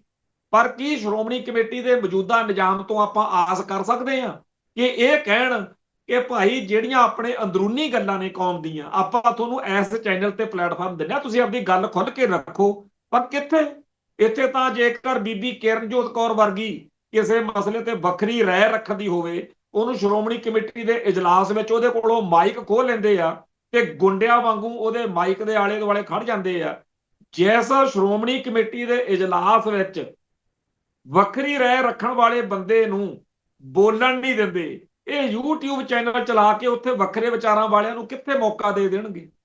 ਕੁੱਲ ਮਿਲਾ ਕੇ ਸਾਡੀ ਕੌਮ ਦਾ ਬਹੁਤ ਹੀ ਜ਼ਿਆਦਾ ਬੇੜਾ ਗਰਕ ਹੋਣ ਵਾਲਾ ਮਾਹੌਲ ਸਿਰਜਿਆ ਜਾ ਰਿਹਾ। ਅੱਜ ਤੋਂ 100 ਸਾਲ ਪਹਿਲਾਂ ਸਾਡੇ ਬਜ਼ੁਰਗਾਂ ਨੇ ਗੁਰਦੁਆਰਾ ਪ੍ਰਬੰਧ ਵਿੱਚ ਆਏ ਨਿਘਾਰ ਨੂੰ, ਉਹ ਇਕੱਲੇ ਮਹੰਤਾਂ ਦੇ ਖਿਲਾਫ ਮੂਵਮੈਂਟ ਨਹੀਂ ਸੀ, ਗੁਰਦੁਆਰਿਆਂ ਦੀ ਆਜ਼ਾਦੀ ਦੀ ਲਹਿਰ ਦੇ ਨਾਲ ਨਾਲ ਜਿਹੜੇ ਪ੍ਰਬੰਧ ਵਿੱਚ ਵੱਡੇ ਨੁਕਸ ਸੀ ਉਹਦੇ ਖਿਲਾਫ ਸਾਡੇ ਬਜ਼ੁਰਗ ਲੜੇ ਤੇ ਉਸ ਗੁਰਦੁਆਰਾ ਸੁਧਾਰ ਲਹਿਰ ਨੇ ਅਕਾਲੀ ਦਲ ਪੈਦਾ ਕੀਤਾ। ਤੇ ਅਕਾਲੀ ਹੋਣ ਦਾ ਅਰਥ ਹੀ ਉਦੋਂ ਇਹ ਸੀ ਕਿ ਸਾਡੇ ਆਲੇ ਦੁਆਲੇ ਕਿਤੇ ਵੀ ਕਿਸੇ ਥਾਂ ਦੇ ਉੱਤੇ ਜਿੱਥੇ ਗੁਰਦੁਆਰਾ ਗੁਰੂ ਗ੍ਰੰਥ ਸਾਹਿਬ ਦਾ ਜਿੱਥੇ ਸਰੂਪ ਆ, ਉੱਥੇ ਜੇ ਕੋਈ ਗੜਬੜ ਆ ਮਰਿਆਦਾ ਦੀ ਜਾਂ ਕੋਈ ਹੋਰ, ਉਹਦੇ ਖਿਲਾਫ ਅਸੀਂ ਲੜਾਂਗੇ।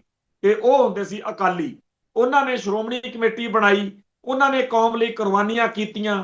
ਉਹ ਸਾਡੇ ਦਾਦੇ ਪੜਦਾਦੇ ਬਜ਼ੁਰਗਾਂ ਨੇ ਜੋ ਤੇਗਾਂ ਮਾਰੀਆਂ, ਅੱਜ ਉਹ ਸਾਰੀ ਕਮਾਈ ਦੇ ਉੱਤੇ ਆ ਜਿਹੜੇ ਅੱਜ ਮਹੰਤਾਂ ਨਾਲੋਂ ਵੀ ਭੈੜੇ ਕਾਬਜ ਹੋ ਕੇ ਬੈਠੇ ਆ, ਇਹਦਾ ਹੱਲ, ਇਹਦਾ ਇਲਾਜ ਖਾਲਿਸਤਾਨ ਤੋਂ ਬਗੈਰ ਨਹੀਂ ਹੋਣਾ। ਭਾਰਤੀ ਨਿਜ਼ਾਮ ਨੂੰ ਇਹ ਪੁੱਗਦੇ ਨੇ, ਉਹ ਕਦੋਂ ਚਾਹਣਗੇ ਵੀ ਇਹ ਗਲੋਂ ਲੈਣ ਕੌਮ ਦੇ? ਕੀ ਕਦੇ ਆਪਾਂ ਦੇਖਿਆ ਕਿ ਸਾਡੇ ਆਲੇ ਦੁਆਲੇ ਕਿਸੇ ਅਕਾਲੀ ਨੇ ਕਿਸੇ ਡੇਰੇ 'ਚ ਜਾਂ ਕਿਸੇ ਇਹੋ ਜਿਹੇ ਥਾਂ ਤੇ ਜਿੱਥੇ ਗੁਰੂ ਘਰ ਦੀ ਮਰਿਆਦਾ ਦਾ ਹਨਨ ਹੋ ਰਿਹਾ ਹੋਵੇ, ਘਾਣ ਹੋ ਰਿਹਾ ਹੋਵੇ, ਉੱਥੇ ਜਾ ਕੇ ਲੱਤ ਲਾਈ ਹੋਵੇ ਤੇ ਸਿੱਖ ਸੰਗਤਾਂ ਨੂੰ ਵੰਗਾਰਿਆ ਹੋਵੇ ਕਿ ਆਓ ਮੇਰੇ ਨਾਲ? ਆ ਜਿਹੜਾ ਰੌਲਾ ਪੈ ਰਿਹਾ ਹੁਣ ਪਾਵਰ ਸਰੂਪਾਂ ਦਾ, ਆ ਜਿੱਥੇ ਦੁਆਬੇ 'ਚ ਰਾਜਾ ਜੀ ਦੇ ਮਜਾਰੇ ਦੀ ਗੱਲ ਚੱਲੀ, ਉਸ ਇਲਾਕੇ ਦੇ ਅਕਾਲੀ ਲੀਡਰਾਂ ਨੇ ਕਦੇ ਸਿੱਖਾਂ ਨੂੰ ਕਿਹਾ ਹੋਵੇ ਕਿ ਜੀ ਇੱਥੇ ਮਰਿਆਦਾ ਦਾ ਘਾਣ ਹੋ ਰਿਹਾ ਤੇ ਆਓ ਮੇਰੇ ਨਾਲ, ਆਪਾਂ ਇੱਥੋਂ ਸ਼੍ਰੋਮਣੀ ਕਮੇਟੀ ਨੂੰ, ਅਕਾਲ ਤਖਤ ਸਾਹਿਬ ਨੂੰ ਵੰਗਾਰਿਆ ਹੋਵੇ? ਔਰ ਇਕੱਲੇ ਇਸ ਗੱਲ ਦੀ ਨਹੀਂ, ਇਸ ਮੌਕੇ ਸਾਰੇ ਪੰਜਾਬ ਦੇ ਵਿੱਚ ਹਜ਼ਾਰਾਂ ਹੀ ਇਹੋ ਜਿਹੇ ਡੇਰੇ ਨੇ ਜਿੱਥੇ ਮਰਿਆਦਾ ਦਾ ਪੂਰਾ ਘਾਣ ਹੋ ਰਿਹਾ ਤੇ ਉਹਨਾਂ ਉਸ ਇਲਾਕੇ ਦੇ ਨੌਜਵਾਨਾਂ ਨੂੰ ਜਦੋਂ ਗੱਲ ਦੀ ਸਮਝ ਵੀ ਹੁੰਦੀ ਆ, ਉਹ ਵਿਚਾਰੇ ਕੁਝ ਕਰਨ ਜੋਗੇ ਨਹੀਂ ਹੁੰਦੇ ਕਿਉਂਕਿ ਉਹਨਾਂ ਨੂੰ ਕਮਾਂਡ ਦੀ ਅਗਵਾਈ ਦੀ ਲੋੜ ਹੁੰਦੀ ਹੈ। ਤੇ ਜਿਸ ਜਿਹੜੀ ਧਿਰ ਨੇ, ਅਕਾਲੀ ਦਲ ਦਾ ਕੰਮ ਹੀ ਇਹ ਸੀ, ਪਰ ਅੱਜ ਅਕਾਲੀ ਦਲ ਦਾ ਰੂਪ ਕੀ ਬਣਾ ਕੇ ਧਰ ਦਿੱਤਾ ਬਾਦਲ ਪਰਿਵਾਰ ਨੇ, ਉਹ ਆਪਾਂ ਪਹਿਲਾਂ ਗੱਲ ਕਰ ਚੁੱਕੇ ਹਾਂ। ਕੁੱਲ ਮਿਲਾ ਕੇ ਹਾਲਾਤ ਜਿਹੜੇ ਨੇ ਉਹ ਬਹੁਤ ਖਤਰਨਾਕ ਨੇ ਤੇ ਇਸ ਖਤਰਨਾਕ ਹਾਲਾਤ ਨੂੰ ਜੇ ਆਪਾਂ ਚਾਹੀਏ ਬਈ ਜੀ ਭਾਰਤੀ ਨਿਜ਼ਾਮ ਦੇ ਅੰਦਰ ਰਹਿੰਦਿਆਂ ਕੋਈ ਹੱਲ ਕਰ ਲਾਂਗੇ, ਇਹ ਆਪਦੇ ਆਪ ਨੂੰ ਧੋਖਾ ਦੇਣ ਵਾਲੀ ਗੱਲ ਆ। ਹਿੰਦੁਸਤਾਨੀ ਸਿਸਟਮ ਦੇ ਵਿੱਚ ਮੀਡੀਆ ਰਾਹੀਂ, ਮੀਡੀਆ ਤੋਂ ਇਲਾਵਾ ਸਿੱਖਾਂ ਦੇ ਦਿਲ ਦਿਮਾਗ ਵਿੱਚ ਨਫ਼ਰਤ ਕੜੱਤਣ ਭਰ ਕੇ ਸਿੱਖੀ ਖਿਲਾਫ ਉਹਨਾਂ ਨੂੰ ਨਾਸਤਕ, ਕਾਮਰੇਡ ਤੇ ਹੋਰ ਪਾਸੇ ਨੂੰ ਭਜਾਉਣ ਵਾਲੇ, ਤੇ ਫਿਰ ਸਾਡੀਆਂ ਜਮਾਤਾਂ, ਅਕਾਲੀ ਦਲ ਤਾਂ ਸਾਡੀ ਜਮਾਤ ਸੀ ਪੰਥ ਦੀ, ਤੇ ਅੱਜ ਕੀ ਬਣਾਤਾ? ਅੱਜ ਸਿੱਖਾਂ ਦਾ ਕੋਈ ਮੁੰਡਾ ਇਹਦੇ ਕੋਲ ਦੀ ਲੰਘਣ ਨੂੰ ਤਿਆਰ ਨਹੀਂ ਵੀ ਬਾਦਲ ਕੇ ਬੈਠੇ ਆ ਉੱਥੇ, ਉਲਟਾ ਛੱਡ ਕੇ ਭੱਜ ਰਹੇ ਨੇ। ਬੀਜੇਪੀ, ਆਰਐਸਐਸ, ਕਾਂਗਰਸ, ਆਪ ਵਰਗੀਆਂ ਜਮਾਤਾਂ 'ਚ ਜਾ ਰਹੇ ਨੇ। ਕਿਉਂ? ਸੰਤ ਗਿਆਨੀ ਜਰਨੈਲ ਸਿੰਘ ਜੀ ਖਾਲਸਾ ਭਿੰਡਰਾਂ ਵਾਲਿਆਂ ਨੇ ਸਾਰੇ ਅਕਾਲੀ ਧੜੇ ਇਕੱਠੇ ਕਰਕੇ ਕੌਮ ਦੀ ਲੜਾਈ ਲਈ, ਧਰਮ ਯੁੱਧ ਮੋਰਚੇ ਲਈ ਇਹਨਾਂ ਨੂੰ ਮਜਬੂਰ ਕਰਤਾ ਸੀ। ਪਰ ਅੱਜ ਉਹਨਾਂ ਨਾਲੋਂ ਵੀ ਜ਼ਿਆਦਾ ਖਤਰਨਾਕ ਰੂਪ ਬਣਿਆ ਹੋਇਆ ਅਕਾਲੀਆਂ ਦਾ। ਤੇ ਇਸ ਮਾਹੌਲ ਦੇ ਵਿੱਚ ਜਦੋਂ ਭਾਰਤੀ ਤੰਤਰ, ਖੁਫੀਆ ਏਜੰਸੀਆਂ, ਅੱਜ ਜੇ ਕੋਈ ਚਾਹਵੇ ਵੀ ਸਿੱਖਾਂ ਦੇ ਵਿਵਾਦਤ ਮਸਲਿਆਂ ਦਾ ਕੋਈ ਹੱਲ ਕਰਨਾ, ਇੱਕ ਤਾਂ ਸੰਸਥਾਵਾਂ ਦੇ ਉੱਤੇ ਕਾਬਜ ਬੈਠੇ ਆ ਏਜੰਸੀਆਂ ਦੇ ਏਜੰਟ, ਸਿੱਖੀ ਦੇ ਦੁਸ਼ਮਣ, ਆਰਐਸਐਸ ਦੇ ਪੇੜ ਬੰਦੇ। ਪਰ ਜੇ ਕੋਈ ਹੱਲ ਨਿਕਲ ਨਹੀਂ ਲੱਗ ਜਾਵੇ ਵੀ ਚਲੋ ਜੀ ਦਸਮ ਗ੍ਰੰਥ ਬਾਰੇ ਜਾਂ ਰਾਗਮਾਲਾ ਬਾਰੇ ਜਾਂ ਕੇਸ ਕੀ ਬਾਰੇ ਜਾਂ ਕੋਈ ਹੋਰ ਮਸਲੇ ਬਾਰੇ, ਉਸ ਮੌਕੇ ਜਿਹੜੇ ਭਾਰਤ ਮਾਤਾ ਦੇ ਲਾਡਲੇ ਪੁੱਤ ਨੇ ਉਹ ਰੰਡੀ ਰੋਣਾ ਪਾ ਕੇ ਬਹਿ ਜਾਣਗੇ। ਇਹ ਮਸਲੇ ਖਾਲਿਸਤਾਨ ਬਣਨ ਤੇ ਹੀ ਹੱਲ ਹੋਣੇ ਆ। ਇੱਕ ਗੱਲ ਚੰਗੀ ਤਰ੍ਹਾਂ ਆਪਾਂ ਸਮਝ ਲਈਏ, ਹਰ ਕੌਮ ਦੇ ਵਿੱਚ ਕੁਝ ਇਹੋ ਜਿਹੇ ਮੁੱਦੇ, ਇਹੋ ਜਿਹੇ ਮਸਲੇ ਹੁੰਦੇ ਆ ਜਿਹੜੇ ਕੌਮਾਂ ਦੇ ਆਜ਼ਾਦ ਹੋਣ ਤੋਂ ਬਾਅਦ ਵੀ ਹੱਲ ਨਹੀਂ ਹੁੰਦੇ। ਬਹੁਤ ਸਾਰੇ ਮੁੱਦੇ ਇਹੋ ਜਿਹੇ ਈਸਾਈ ਭਾਈਚਾਰੇ 'ਚ ਨੇ, ਹਾਲਾਂਕਿ ਉਹਨਾਂ ਕੋਲੇ ਕਈ ਮੁਲਕਾਂ ਦੇ ਰਾਜ ਨੇ, ਮੁਸਲਮਾਨਾਂ ਦੇ ਕੋਲੇ ਰਾਜ ਭਾਗ ਨੇ, ਉਹਨਾਂ 'ਚ ਵੀ ਕੁਝ ਨੁਕਤੇ ਹੈਗੇ ਆ ਜਿੱਥੇ ਉਹਨਾਂ ਦੇ ਆਪਸ ਵਿੱਚ ਹੀ ਫਰਕ ਨੇ। ਹਿੰਦੂਆਂ 'ਚ ਤਾਂ ਬਹੁਤ ਹੀ ਜ਼ਿਆਦਾ ਨੇ, ਪਤਾ ਹੀ ਨਹੀਂ ਲੱਗਦਾ। ਰਾਮਚੰਦਰ ਨੂੰ ਰਾਜਾ ਕਹਿਣ ਵਾਲੇ ਵੀ ਹਿੰਦੂ ਨੇ ਤੇ ਰਾਮਚੰਦਰ ਨੂੰ ਰੱਬ ਕਹਿਣ ਵਾਲੇ ਵੀ ਹਿੰਦੂ ਨੇ, ਤੇ ਐਵੇਂ ਹੀ ਹੋਰ ਬਥੇਰੇ ਨੇ। ਪਰ ਸਾਡੀ ਕੌਮ ਜਿਹੜੀ ਆ ਉਹਦੀ ਸਿਰਫ ਹਜੇ 500 550 ਸਾਲ ਉਮਰ ਹੈ ਦੁਨਿਆਵੀ ਤੌਰ ਤੇ। ਇਸ ਨਵੀਂ ਜਵਾਨ ਹੋ ਰਹੀ ਕੌਮ ਨੂੰ ਅੱਜ ਦੇ ਇੰਨੇ ਘੱਟ ਸਮੇਂ ਦੇ ਵਿੱਚ ਹੀ ਬ੍ਰਾਹਮਣਵਾਦ ਨੇ, ਹਿੰਦੁਸਤਾਨ ਨੇ ਉਲਝਾ ਲਿਆ। ਇਹ ਸਾਰੀਆਂ ਗੱਲਾਂ ਦੀ ਜਦੋਂ ਕੋਈ ਸਿੱਖਾਂ ਦਾ ਮੁੰਡਾ ਮੂੰਹ ਸਿਰ ਮੁੰਨਦਾ, ਜਦੋਂ ਕੋਈ ਸਿੱਖ ਐਂਟੀ ਸਿੱਖ ਵਰਤਾਰਿਆਂ 'ਚ ਫਸਿਆ ਹੁੰਦਾ, ਉਹਦਾ ਦੋਸ਼ੀ ਉਹ ਮੈਂ ਘੱਟ ਮੰਨਦਾ ਵੀ ਉਹ ਆਪ ਘੱਟ ਵਾ। ਉਹ ਹਿੰਦੁਸਤਾਨੀ ਨਿਜ਼ਾਮ ਜਿਹਨੇ ਇਹ ਸਾਰਾ ਮਾਹੌਲ ਸਿਰਜਿਆ ਕਿ ਸਿੱਖ ਸਿੱਖੀ 'ਚ ਪਰਪੱਕ ਨਹੀਂ ਰਹਿ ਸਕਿਆ। ਇਸ ਕਰਕੇ ਮੈਂ ਬੇਨਤੀ ਕਰਦਾ ਕਿ ਆਪਣੀ ਕੌਮ ਦੇ ਸਾਰੇ ਮਸਲਿਆਂ ਦੀ ਜਿਹੜੀ ਦਵਾਈ ਆ ਉਹ ਆਜ਼ਾਦੀ ਹੈ। ਆਜ਼ਾਦੀ ਦੇ ਸਵਾਲ ਦੇ ਉੱਤੇ ਜਿਸ ਤਰੀਕੇ ਨਾਲ ਸਾਨੂੰ ਅੜਨਾ ਚਾਹੀਦਾ, ਖੜਨਾ ਚਾਹੀਦਾ, ਲੜਨਾ ਚਾਹੀਦਾ, ਮਰਨਾ ਚਾਹੀਦਾ, ਉਸ ਪਾਸੇ ਲਈ ਸਾਨੂੰ ਲਾਮਬੰਦ ਕਰਾਉਣ ਦੀ ਲੋੜ ਆ। ਨਹੀਂ ਤਾਂ ਸਾਡੇ ਸਾਹਮਣੇ ਆ ਕਿ ਕੱਲੇ ਸਿੱਖ ਨੂੰ ਸਿੱਖੀ ਨਾਲੋਂ ਤੋੜਨ ਦਾ ਇੱਕ ਪ੍ਰੋਜੈਕਟ ਚੱਲ ਰਿਹਾ, ਜਿਹਦੇ ਵਿੱਚ ਡੇਰੇ ਤੇ ਸਿਆਸੀ ਭਲਵਾਨ, ਚਾਹੇ ਉਹ ਕੋਈ ਅਕਾਲੀ ਆ ਤੇ ਚਾਹੇ ਕੋਈ ਗੈਰ ਅਕਾਲੀ ਹੈ, ਇਹ ਲਗਾਤਾਰ ਲੱਗੇ ਹੋਏ ਨੇ। ਸਿੱਖੀ ਦੀਆਂ ਜੜ੍ਹਾਂ ਵੱਢੀਆਂ ਜਾ ਰਹੀਆਂ ਨੇ। ਸਿੱਖਾਂ ਦੇ ਬੱਚੇ ਬੱਚੀਆਂ ਦਾ ਹਾਲ ਤਾਂ ਦੇਖੋ, ਉਹਨਾਂ ਨੂੰ ਕਿਹੜੇ ਪਾਸੇ ਤੋਰਿਆ ਜਾ ਰਿਹਾ। ਜੇ ਇੱਥੋਂ ਅਸੀਂ ਦੇਖਦੇ ਸੀ ਵੀ ਬਾਹਰ ਜਾਂਦੇ ਆ ਤੇ ਉੱਥੇ ਕੌਮ ਦੀ ਆਜ਼ਾਦੀ ਦੀ ਲੜਾਈ ਵਿੱਚ ਹਿੱਸਾ ਪਾਉਣ ਲਈ ਸਰਗਰਮੀਆਂ ਕਰਦੇ ਆ, ਹੁਣ ਬਾਹਰਲੇ ਮੁਲਕਾਂ ਦਾ ਵੀ ਹਾਲ ਜਿਹੜਾ ਹੈਗਾ ਕੋਈ ਬਹੁਤਾ ਚੰਗਾ ਨਹੀਂ ਰਿਹਾ। ਆਓ ਸਾਰੇ ਰਲ ਮਿਲ ਕੇ ਯਤਨ ਕਰੀਏ, ਸੁਹਿਰਦਤਾ ਨਾਲ, ਸੰਵੇਦਨਸ਼ੀਲਤਾ ਨਾਲ ਉਹਨਾਂ ਨੁਕਤਿਆਂ ਦੀ ਪਛਾਣ ਕਰੀਏ। ਇਹ ਨੁਕਤਾ ਸਭ ਤੋਂ ਵੱਡਾ, ਖਾਲਿਸਤਾਨ ਜਿੰਦਾਬਾਦ। ਖਾਲਿਸਤਾਨ ਦੇ ਉੱਤੇ ਡਟੀਏ, ਖਾਲਿਸਤਾਨ ਤੇ ਖੜੀਏ। ਇਹੀ ਸਾਡਾ ਏਜੰਡਾ ਤੇ ਇਹੀ ਸਾਡਾ ਝੰਡਾ ਹੋਣਾ ਚਾਹੀਦਾ। ਇੱਥੇ ਸਮਾਪਤੀ ਕਰਦੇ ਹਾਂ ਜੀ, ਫੇਰ ਮਿਲਾਂਗੇ। ਨਾਨਕ ਨਾਮ ਚੜ੍ਹਦੀ ਕਲਾ, ਤੇਰੇ ਭਾਣੇ ਸਰਬੱਤ ਦਾ ਭਲਾ। ਵਾਹਿਗੁਰੂ ਜੀ ਕਾ ਖਾਲਸਾ, ਵਾਹਿਗੁਰੂ ਜੀ ਕੀ ਫਤਿਹ।